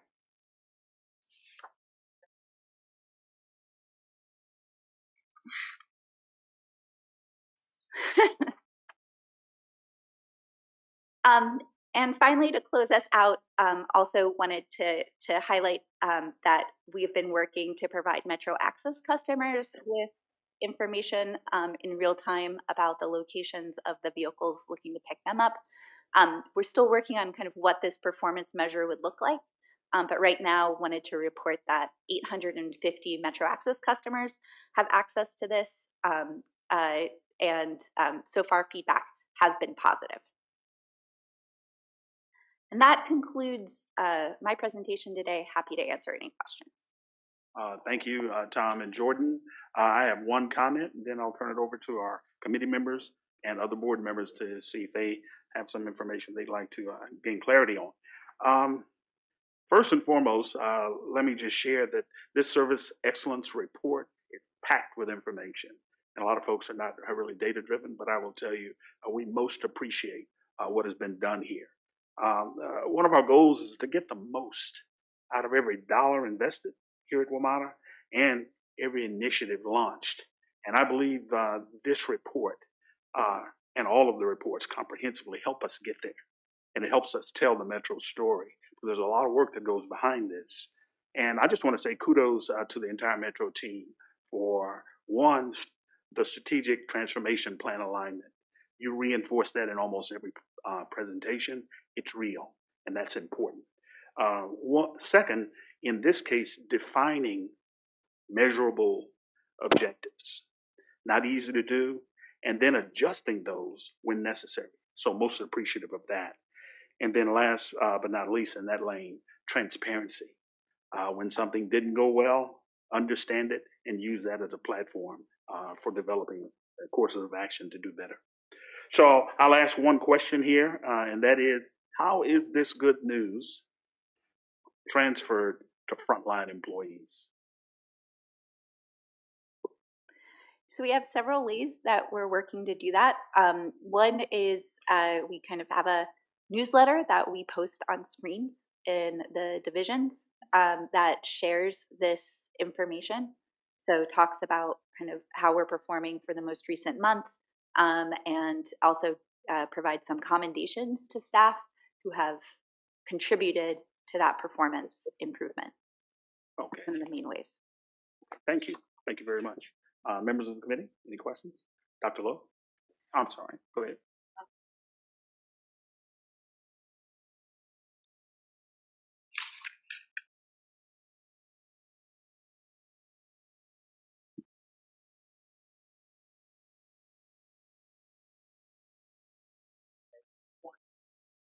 So that was just very impressive. I have like a long-standing question that I had asked a while ago about like how things were going with the Green Line turnback, and I have been waiting for an answer on that. It really is basically slide 56. So I'm wondering, like, I'd like to learn a little bit more other than like what's on slide 56. I'd like to see that written up with like a definition that helps me understand. I know you've explained this to me verbally before, but like how we define on-time performance, right? Because it's a range. So like I want to understand that. And then I want to understand not just the peak, but also the average wait times and what the trends are pre and post turnback implementation. And I think that will really beyond thoroughly answer that question. But I do have like external stakeholders that are, it's not just like my own curiosity that I'm trying to satisfy with that. I have like people I need to satisfy with that. So it would be really helpful if I could get that. And then I know I ask about this every quarter, but I'm so excited for when we get to the point where we have like the dashboard where we can look at performance on a by individual bus route. And I know you just like teased that with the crowding map, but I assume I'm going to stop talking. There's some juicy announcement.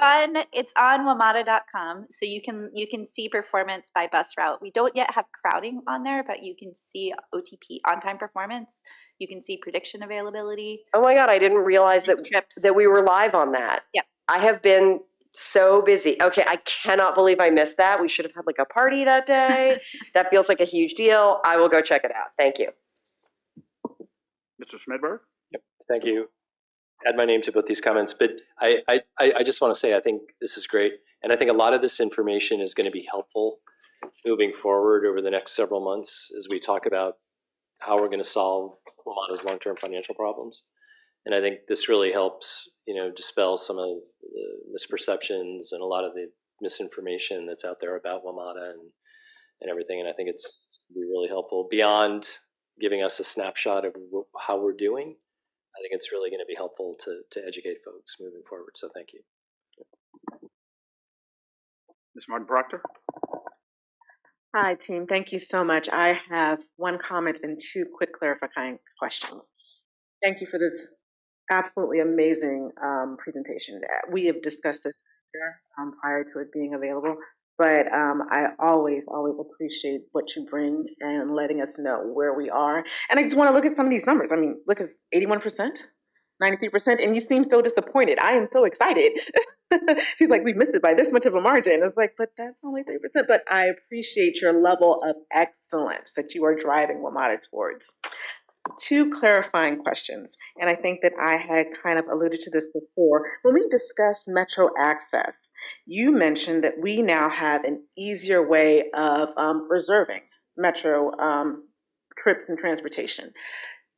Did, how do I say this, outreach go out to the community to let them know about this new change? And is there any additional training with regards to moving from an older system to a newer, more efficient, happier, easier to use system? In terms of, sorry, let me quickly find my notes here. In terms of the reservation system, one thing we're looking at is kind of making the trip booking process easier for the customer by leveraging some artificial intelligence that will be the first line when answering calls and kind of help direct them on their reservation line to book a trip. So that's kind of one thing that we're looking at.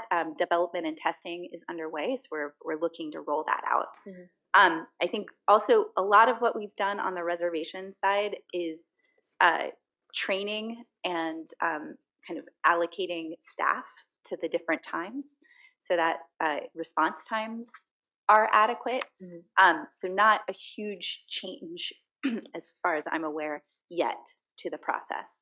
Okay. The Find My Ride is really helpful. I'll go back to that slide. To provide real-time arrival information, mm-hmm. To inform people of giving that information kind of that we're used to seeing from rideshare apps directly in people's hands. Right. So I know that announcement has gone out. It's open to every customer, mm-hmm. And that I think as as word of mouth travels or as we advertise it more, we should see uptick. The number of customers registered to use it increase. That's actually great because that led to my second question with regards to, I just kind of want to change the naming around this whole missed trip with Metro Access. Yep. As a Metro Access user, I think that less of a missed trip, more of a reschedulization. I think you technically calculate it as a missed trip if that individual decides not to take it. Instead of calculating it as we have rescheduled it for this time because there was an accident getting to X, Y, and Z location, and or we are a little bit ahead of time, or we didn't wait.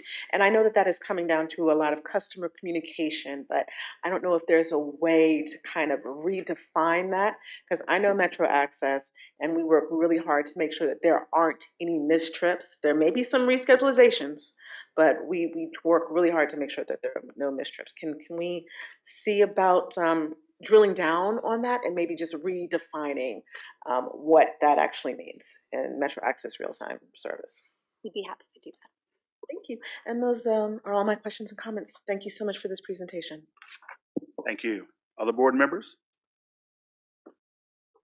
Okay. Again, thank you very much for an excellent presentation, and thank the team for outstanding performance and progress over time. With no further business to come before the committee, we stand adjourned, and the board meeting is up next, and we'll take a quick break, 5-minute break, before we start the board meeting.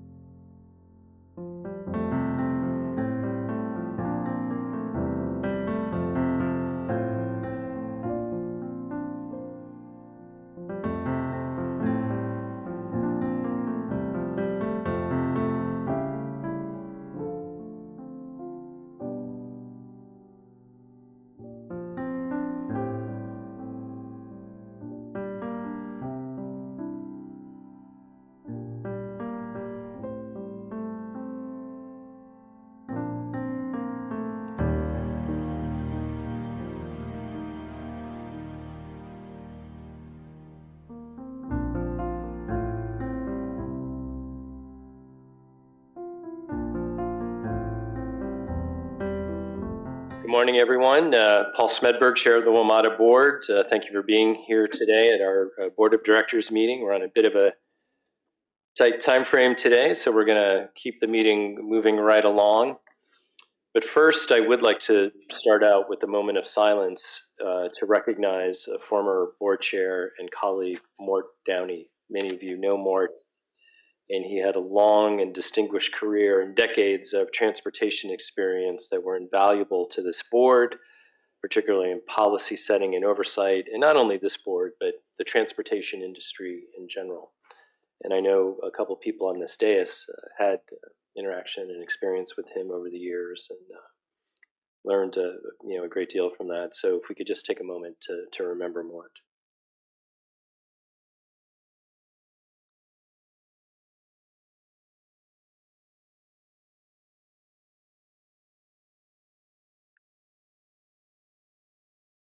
Thank you.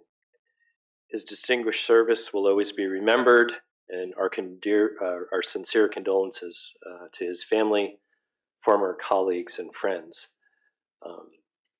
Thank you for that indulgence. Since we already called the roll from an earlier meeting, we'll move right ahead to the approval of the agenda. We'll consider the agenda approved as presented with one amendment to the consent agenda. I'd like to add the appointment of an acting inspector general. Is there a second? Seconded by Dr. Lowe. All in favor? Aye. Any opposed? The ayes have it. Thank you. We have 4 sets of minutes for approval: the board meeting from October 26th and executive sessions from October 26th, November 7th, and November 2nd and November 7th. I'd like to consider these sets of minutes approved as presented. Does anyone have any objections or comments to any of those sets of minutes? Hearing and seeing none, the minutes are approved as presented. Next, we'll move on to our employee spotlight. I'd like to ask the following employees to please stand. Transit Field Supervisor Teron McMahon, Metro Integrated Command and Communications Center Assistant Superintendent Deborah Dixon, and MTPD Officer Kenneth Bryant. Welcome. The team diligently worked to reunite a young child with his parent. In the early morning of Saturday, November 4th, Metro Bus 3054 arrived at the Anacostia Metro Rail Station with a lost child.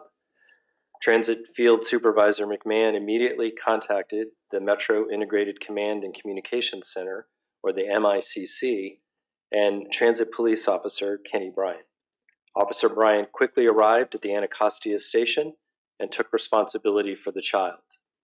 MICC Assistant Superintendent Deborah Dixon led an operation to find the child's guardian utilizing Metro's expansive video system, which enabled her to locate the origin of the child boarding the bus.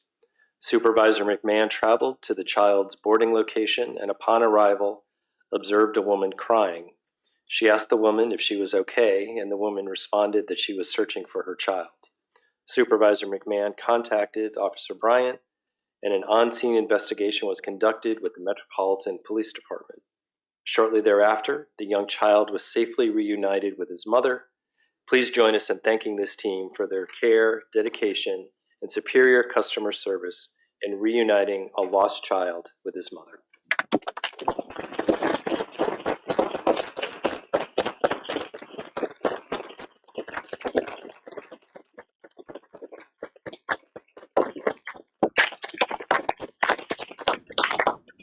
I don't go too far.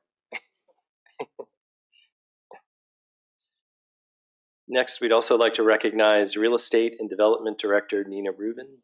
Nina, are you here? Oh, there she is. Okay. Oh, Nia, sorry. Nia successfully delivered Metro's 3 new office buildings at LaFont, New Carrollton, and Eisenhower Metro stations. Since 2019, Nia has led Metro's office consolidation program, which achieved operational savings through the reduction of office leases, incorporation of energy efficiencies, utilization of workspace standards, record digitization, and elimination of redundancies. Despite the pandemic, supply chain challenges, and inflationary pressures under Nia's leadership, this Herculean effort was delivered under budget. The buildings provide safe and equitable workplaces foster collaboration and productivity, and leverage technology. Additionally, the new buildings achieve higher levels of sustainability, specifically LEED Platinum for the Metro headquarters, the building we're currently in, as you know, and include unique public art celebrating Metro's mission and regional impact. Metro's headquarters has been recognized by the industry, including rewards from the Urban Land Institute, the Commercial Real Estate for Women, and the National Association of Industrial and Office Properties. Finally, this effort also included the centralization of critical communication and key operational support through the creation of the state-of-the-art Metro Integrated Communication and Command Center, as well as provided the opportunity to redevelop the original Metro headquarters, which will generate significant long-term revenue. The board extends its thanks and deep appreciation for your tireless work on Metro's office consolidation program. Thank you.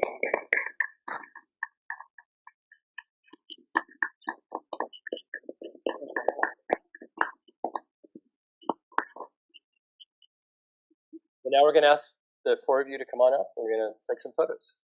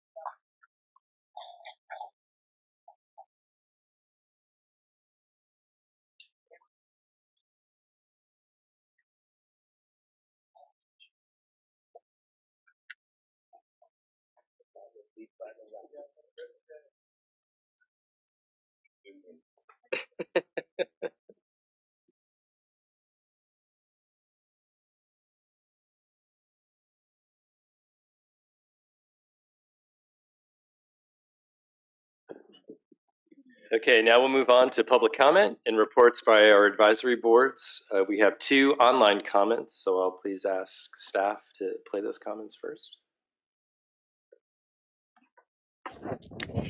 Hello, my name is Beata Varecchia. I live in Frederick, Maryland, and I would like to make a comment.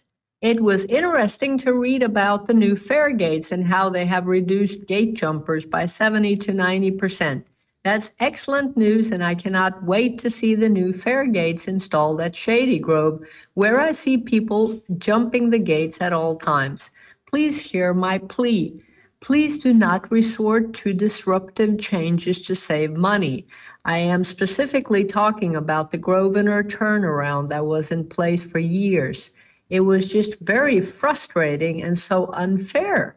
Why would the people who pay the highest fares receive only half service? This is very important to avoid.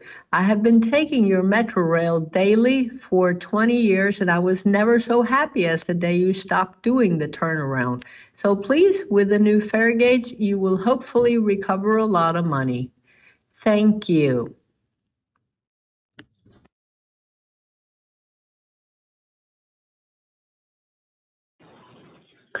Hi, my name is Rick Elinsky. I live in Fairfax, Virginia. I'm calling to comment on the possible fare increase and reduction in service. I don't understand why these ideas are being tabled when you can't even get people to pay the fares that they're supposed to be paying. There's occasions where as many as 25% of the riders are jumping the turnstiles, and nobody does anything about it, forcing people who have to take the turnstiles to pay. As I'm disabled, I don't have the option to jump the turnstiles. Furthermore, the Metro is dangerous to ride. In the last 10 months, I've been assaulted once, threatened once, and had to intervene in 3 instances of women being harassed. And I'm disabled, so if I'm doing that, then you know it's a serious problem. not to mention the numerous riders smoking marijuana both on the platforms and in the cars, leaving food on floors and seats, listening to loud music with portable speakers and the like. By making commuting even longer and more expensive, you make driving and sitting in traffic a better option for most commuters, leaving the train for people who don't pay anyway, and leaving the trains for the people who don't pay, and making DC far more congested with traffic than it already is. I hope that you will find a way to fund the Metro and make it a better and safer way to commute to work.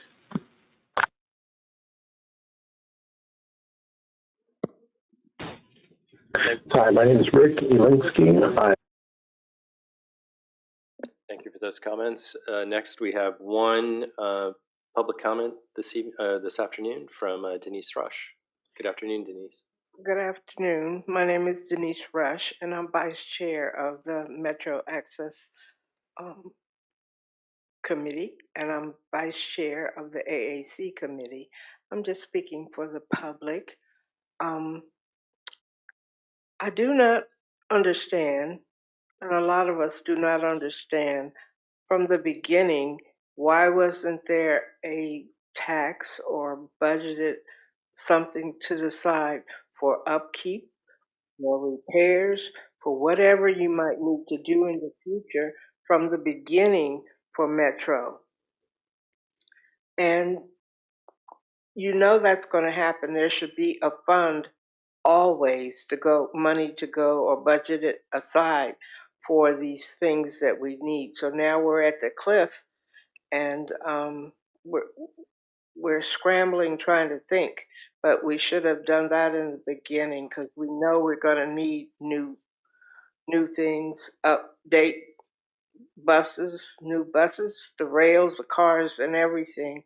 But it is Thanksgiving time, and we need to be thankful, or I am thankful, for the bus service, the rail service, the Metro Access service. I worked for 55 years of my life, and they got me there. It might not have been on time, not when I wanted it, but they got me there. And all of us need to be thankful that we have the transportation service and figure out how to get the funding. We don't have a problem going to the concert.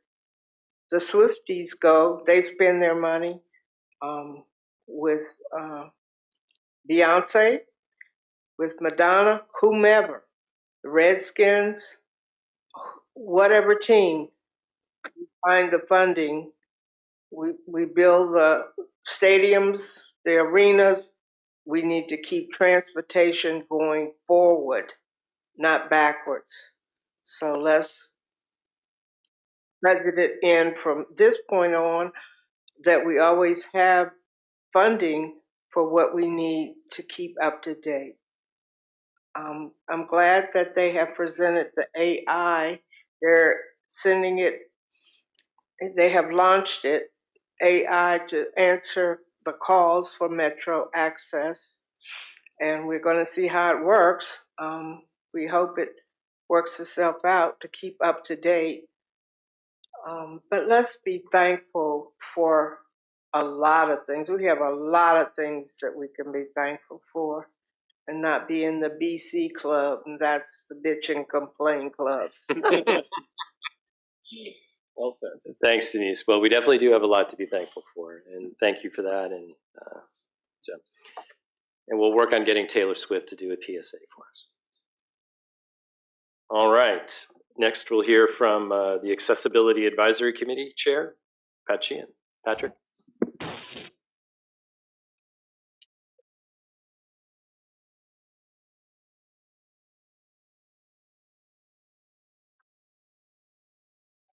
Right here. And the microphone as well. Oh, good. Okay. Thank you. Yep. Well, good. Thank you. Well, I always have to go behind Denise. Happy to do that. And like her, I'd like to wish everyone on the board, from the AAC and myself, a happy Thanksgiving. We appreciate the system for what you have given us. We appreciate the hard work that you do. All these reports that I hear today really are amazing, particularly Jordan with her metrics report every quarter. So we're doing a good job. We appreciate the partnership. We appreciate the trust that you've given us. And we look forward to a good second half of the year. A couple of the things that I'd like to talk about today that we had last month. Sarah Myers finished up a signage report with us, talking about where we are as far as signage within the systems, within the rail cars, and the PID systems, and throughout the stations and buses.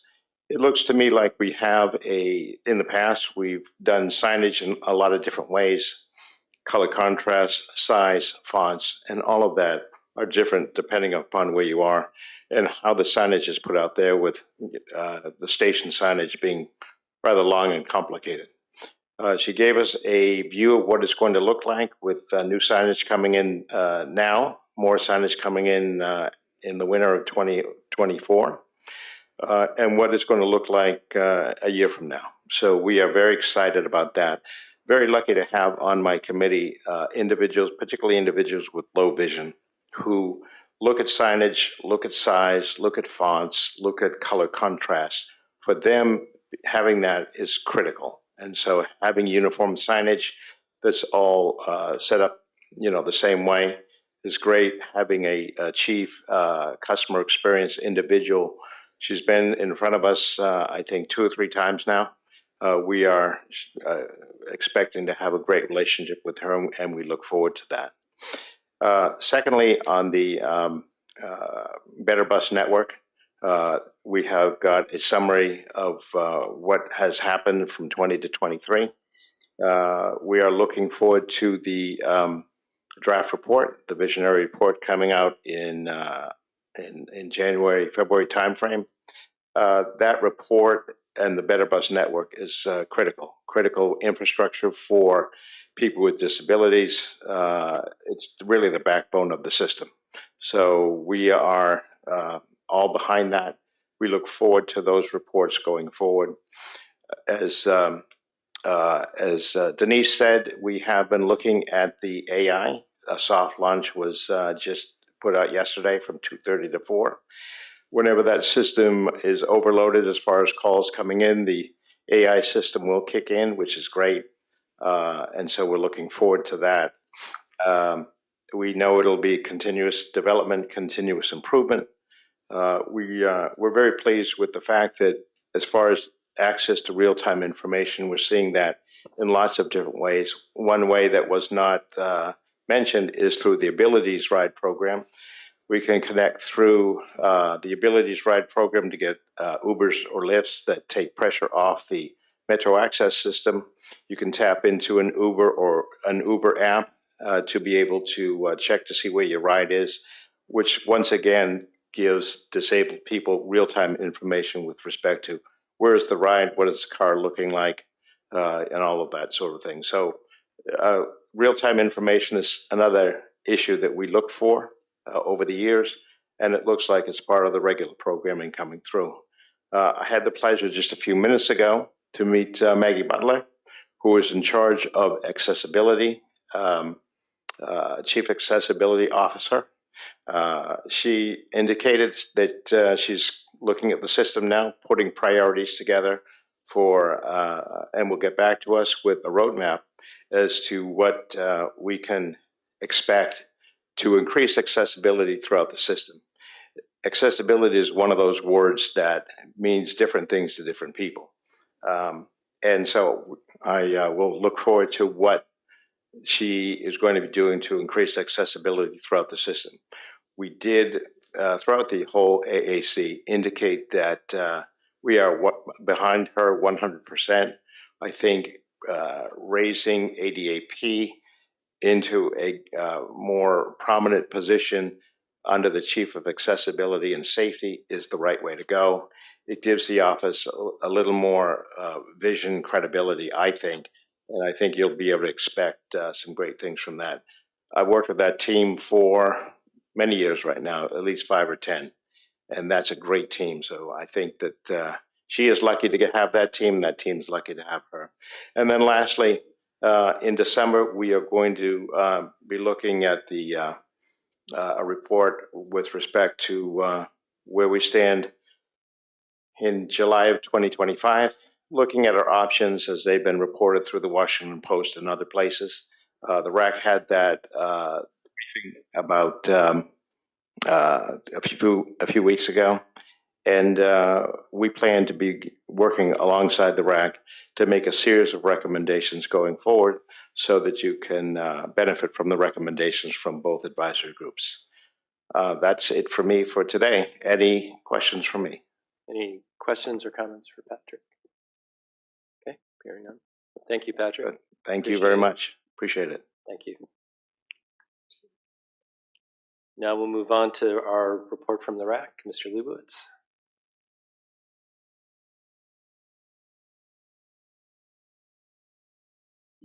Good afternoon. Good afternoon. So it's always difficult going after Pat because he always is so well-spoken and says some good things and everything like that. So the RAC, we had our meeting a few weeks ago, and one thing I'd say about engagement, we had high school students, come to our meeting, online, and they were very engaged, and they explained to us how the J2 bus is not working to, basically, it's not enough buses, there's overcrowding, and they're missing the buses before and after school. So some of them, they're reporting to us 40-minute wait times and very uncomfortable and crowded buses. And I've heard other riders through our outreach have said in other circumstances throughout the bus line that similar circumstances are there. So I'm just bringing that up because the students told us that there are hundreds of students in spirit with them that night. So I think their recommendations are sound to, as the Better Buses, project goes forward, to consider something like that and working with them on that.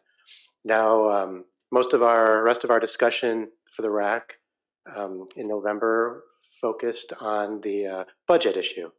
And as you know, I've come up here several times throughout the year and have kind of, have talked about the budget and said that the RAC has been discussing, ways that we can be involved in the conversation and inject ourselves into the conversation. And now is the time because we had a great presentation. The staff that presented it to us, it's such a great job, so informative, so candid, and it's really meaningful at how well and what they're working toward. In the spirit of Thanksgiving, just through rider outreach, this board, general manager, all of you have created so much goodwill in such a relatively short period of time that riders are reporting that to us, and I just wanted you to know that that is coming back to us. As far as the budget part goes, so the RAC, we looked at kind of the options. There's 3 options, and understanding that there's going to be, it's hard to make those options for staff because of how the budget, the situation and 3% subsidy caps and things like that, things that are generally out of your control. So we believe that all the options are untenable, from riders across the transit zone. It just will be I think we would abandon the system if that happens. So the RAC believes that we need to do something. So here's what we're going to do.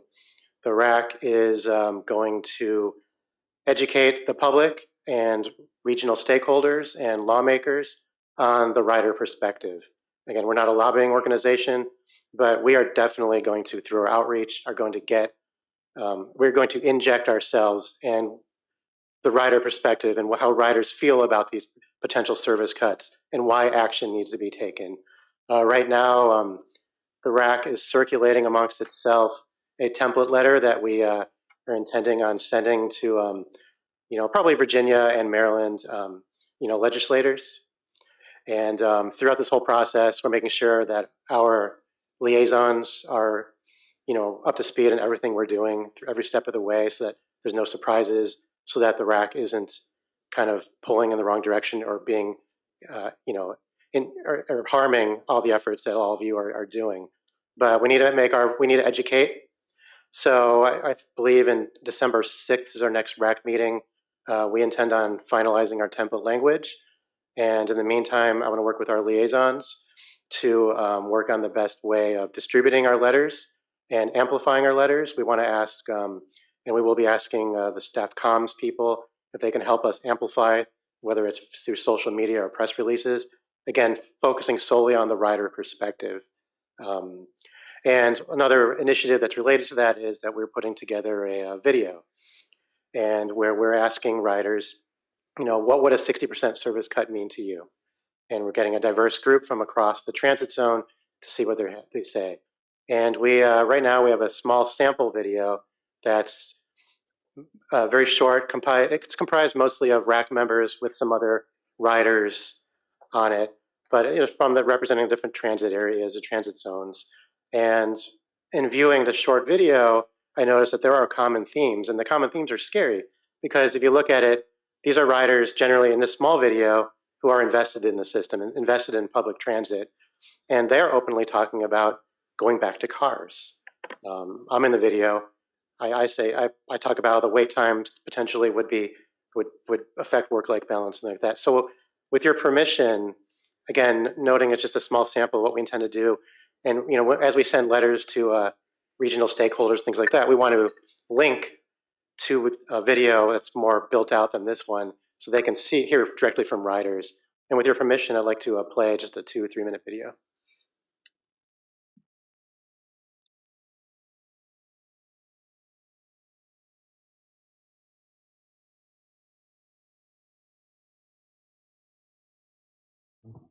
Less funding for the Metro can mean longer wait times.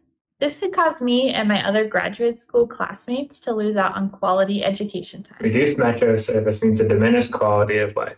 It's less access to places to socialize and recreate. A drastic cut in Metro services would cause me not to use the Metro.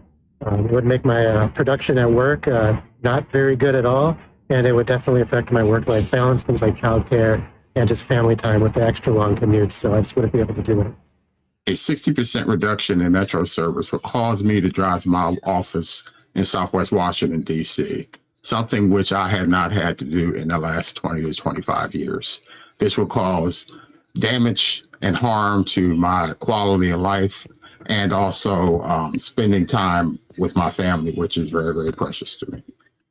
A cut in Metro services could mean not being able to get to doctor's appointments on time and not being able to access basic health care. And transportation, particularly when it comes to Metro access and the fixed route, for disabled people is necessary and vital. We can't get in the car and just drive to where we need to go. We depend on the fixed route and the Metro access system to get us from point A to point B. So we need this system funded fully. A budget shortfall and severe service cuts to the Metro would mean that an already long commute to the nearest full-service grocery store for my neighbors and I would become exponentially longer. And so many people that I know that are car-free or can't afford a vehicle would face extreme hurdles for their health and their wellness. A significant reduction in Metro service would mean I wouldn't ride the Metro very often. My commute to work today on the Metro, even with the bus rail transfer, is faster than driving in. But if service reduced to every 30 minutes or more on my bus line or rail line or both, it just wouldn't make sense anymore, especially when my work will pay for my parking downtown. If there's a budget shortfall in the fiscal year 2024 that results in service cuts, I may not be able to continue as a Metro commuter.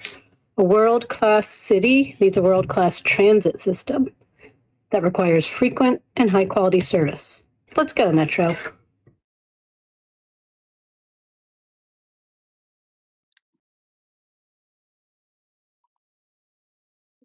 Thank you for giving us the time to show you the sample that we have. So again, just to summarize what I said is that, we're petrified that our service is going to upend people's lives, and the RAC can't just sit back.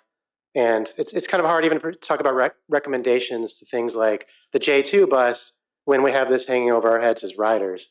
So that's why, again, we're going to coordinate with our liaisons. We're not going to go rogue, but we are going to inject a rider perspective into the public consciousness and through the people to make sure that timely funding, because timely also is important in all this, is perpetuated. So any questions from all of you? Yeah, well, thank you, Michael. This This is really great in my view, and it's new, so it's really good. Any questions or comments? Yeah. Thank you. I would add a few Virginians to that mix there. Yeah.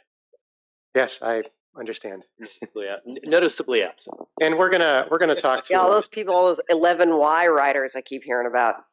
and when we ask for support from comms and things like that, I think we're going to ask their help in soliciting videos for people as well from across the transit zone. I think it'll make it more diverse across the zone. So, but thank you very much. Yeah, it's great.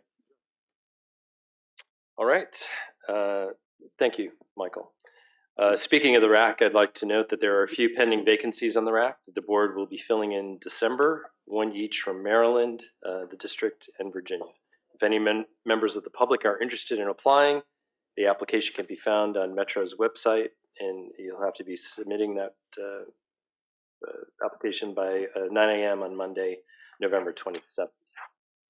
Next, I'd like to recognize that November is Native American Heritage Month. It's time to celebrate the traditions, languages, and stories of Native Americans, Alaska Natives, Native Hawaiians, and affiliated island communities, and ensure their rich histories and contributions continue to thrive with each passing generation.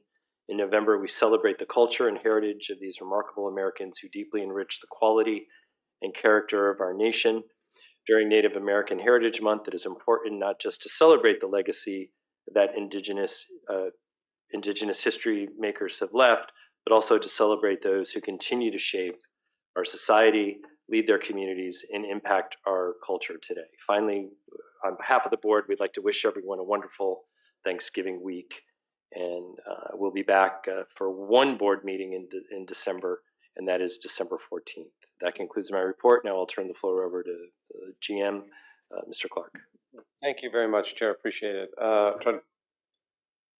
November 27th. 27th? 9 a.m. on the 27th. 9 a.m. Thank you, Mr. Chair. So I'll go through this relatively quickly from a timing point of view. A couple things I definitely wanted to highlight today, though. So, one thing we constantly talk about is how we are part of the community, and what we do is more than just transport people. We, the team that works here, lives here. We also have a police department that is very community oriented and really trying to bring those community relationships together. So one of the things we want to highlight was our spooky bus. This was on the day before Thanksgiving. Did a little candy with kids, but also had our bus decorated.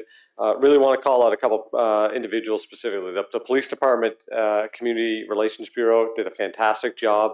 We had a ton of people through it. The kids were so excited. It was great, but had so many officers dressed up and just interacting with the community and just doing that true sense of community policing and building those relationships.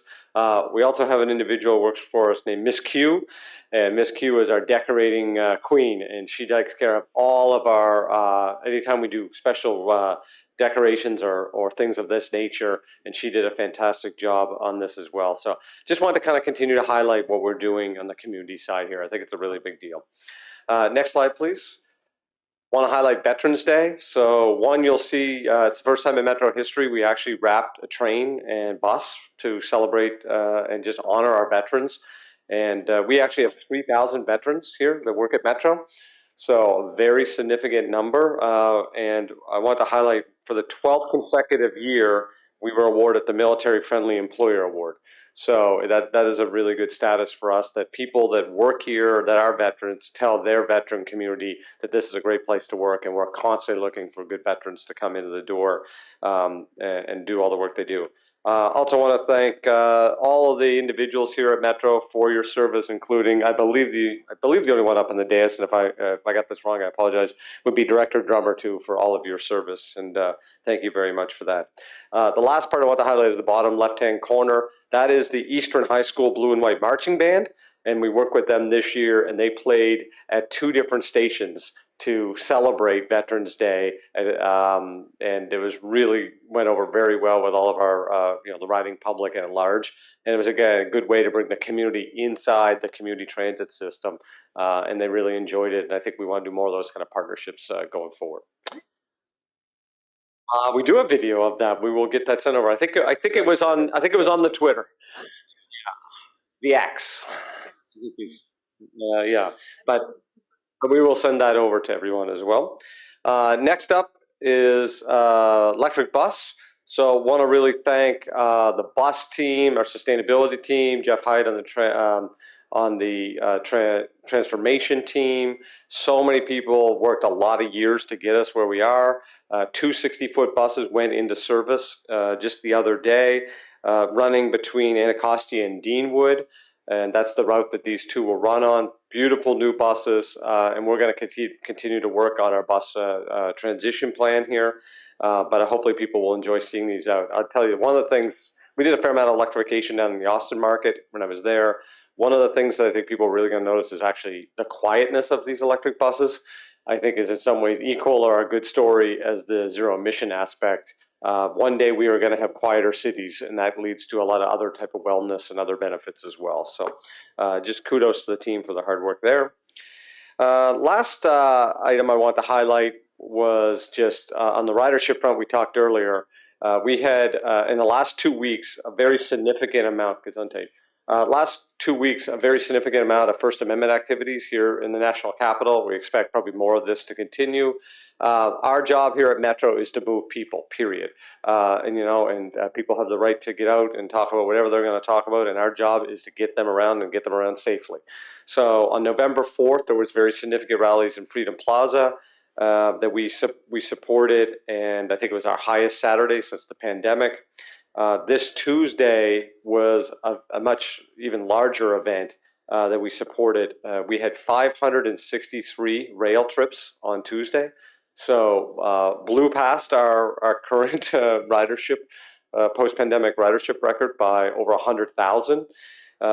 It was packed. I personally was out with the staff loading trains on the platform. But we did this incredibly well.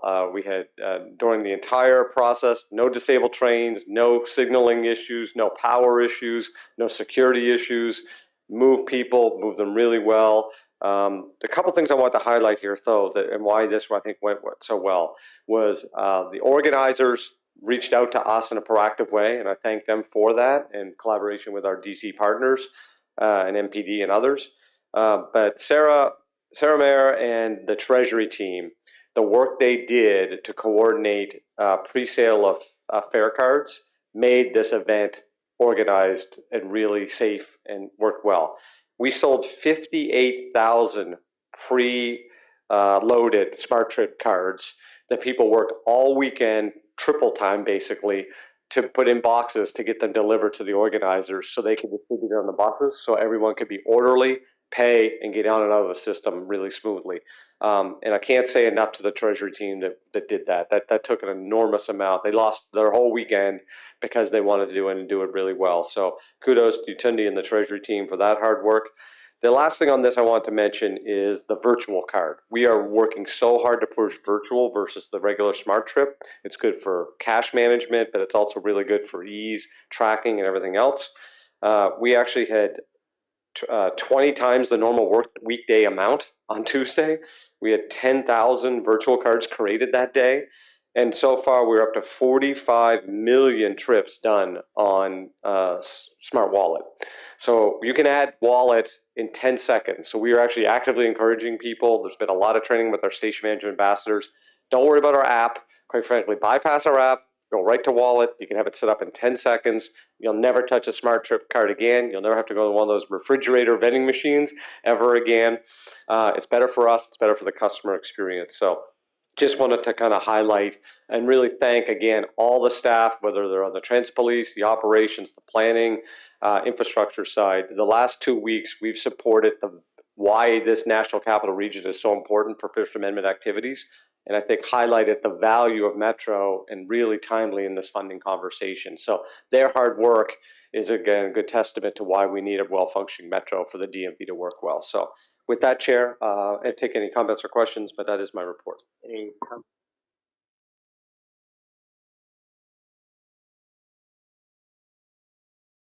Oh, sorry about that. Thank you, guys.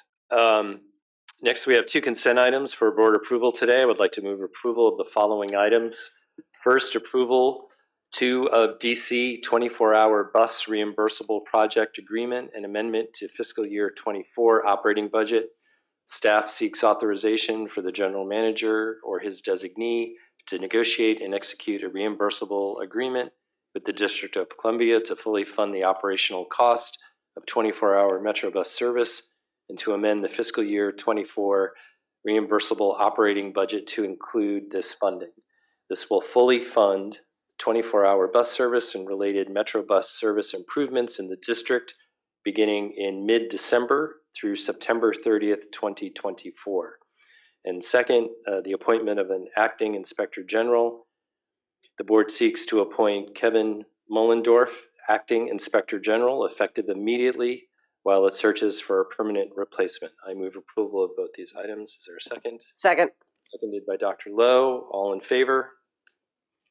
Any Aye. opposed? The items are approved. Next, we'll move on to reports by the jurisdictions. NVTC, I personally do not have a report. Mr. Letourneau, no? WSTC, Mr. McAndrew. Just that the revenue and commission that I discussed a few months ago is well on its way. It has one last meeting in December, and we'll be providing an interim report to the General Assembly in January. So more to come. Great. District of Columbia, Dr. Lowe. Nothing to report. Okay. Federal government, Ms. Clark. Nothing? Okay. With no further business to come before the board, we will stand adjourned. I'll move to executive session. In accordance with the bylaws, I, Paul Smedberg, request that the board of directors convene an executive session to discuss the following matters pursuant to Article 2, Paragraph 9, subsections A, budgetary matters that may affect legal positions, WMATA contracts, or sensitive relationships with local jurisdictions or the federal government, and B, litigation, investigations, or other legal matters requiring the provision of legal advice or consultation with counsel and staff members. C, personnel or labor issues, including discussions of labor contracts and labor negotiations, consideration or interviews of candidates for employment, and the assignment, appointment, promotion, performance, demotion, or resignation of individuals.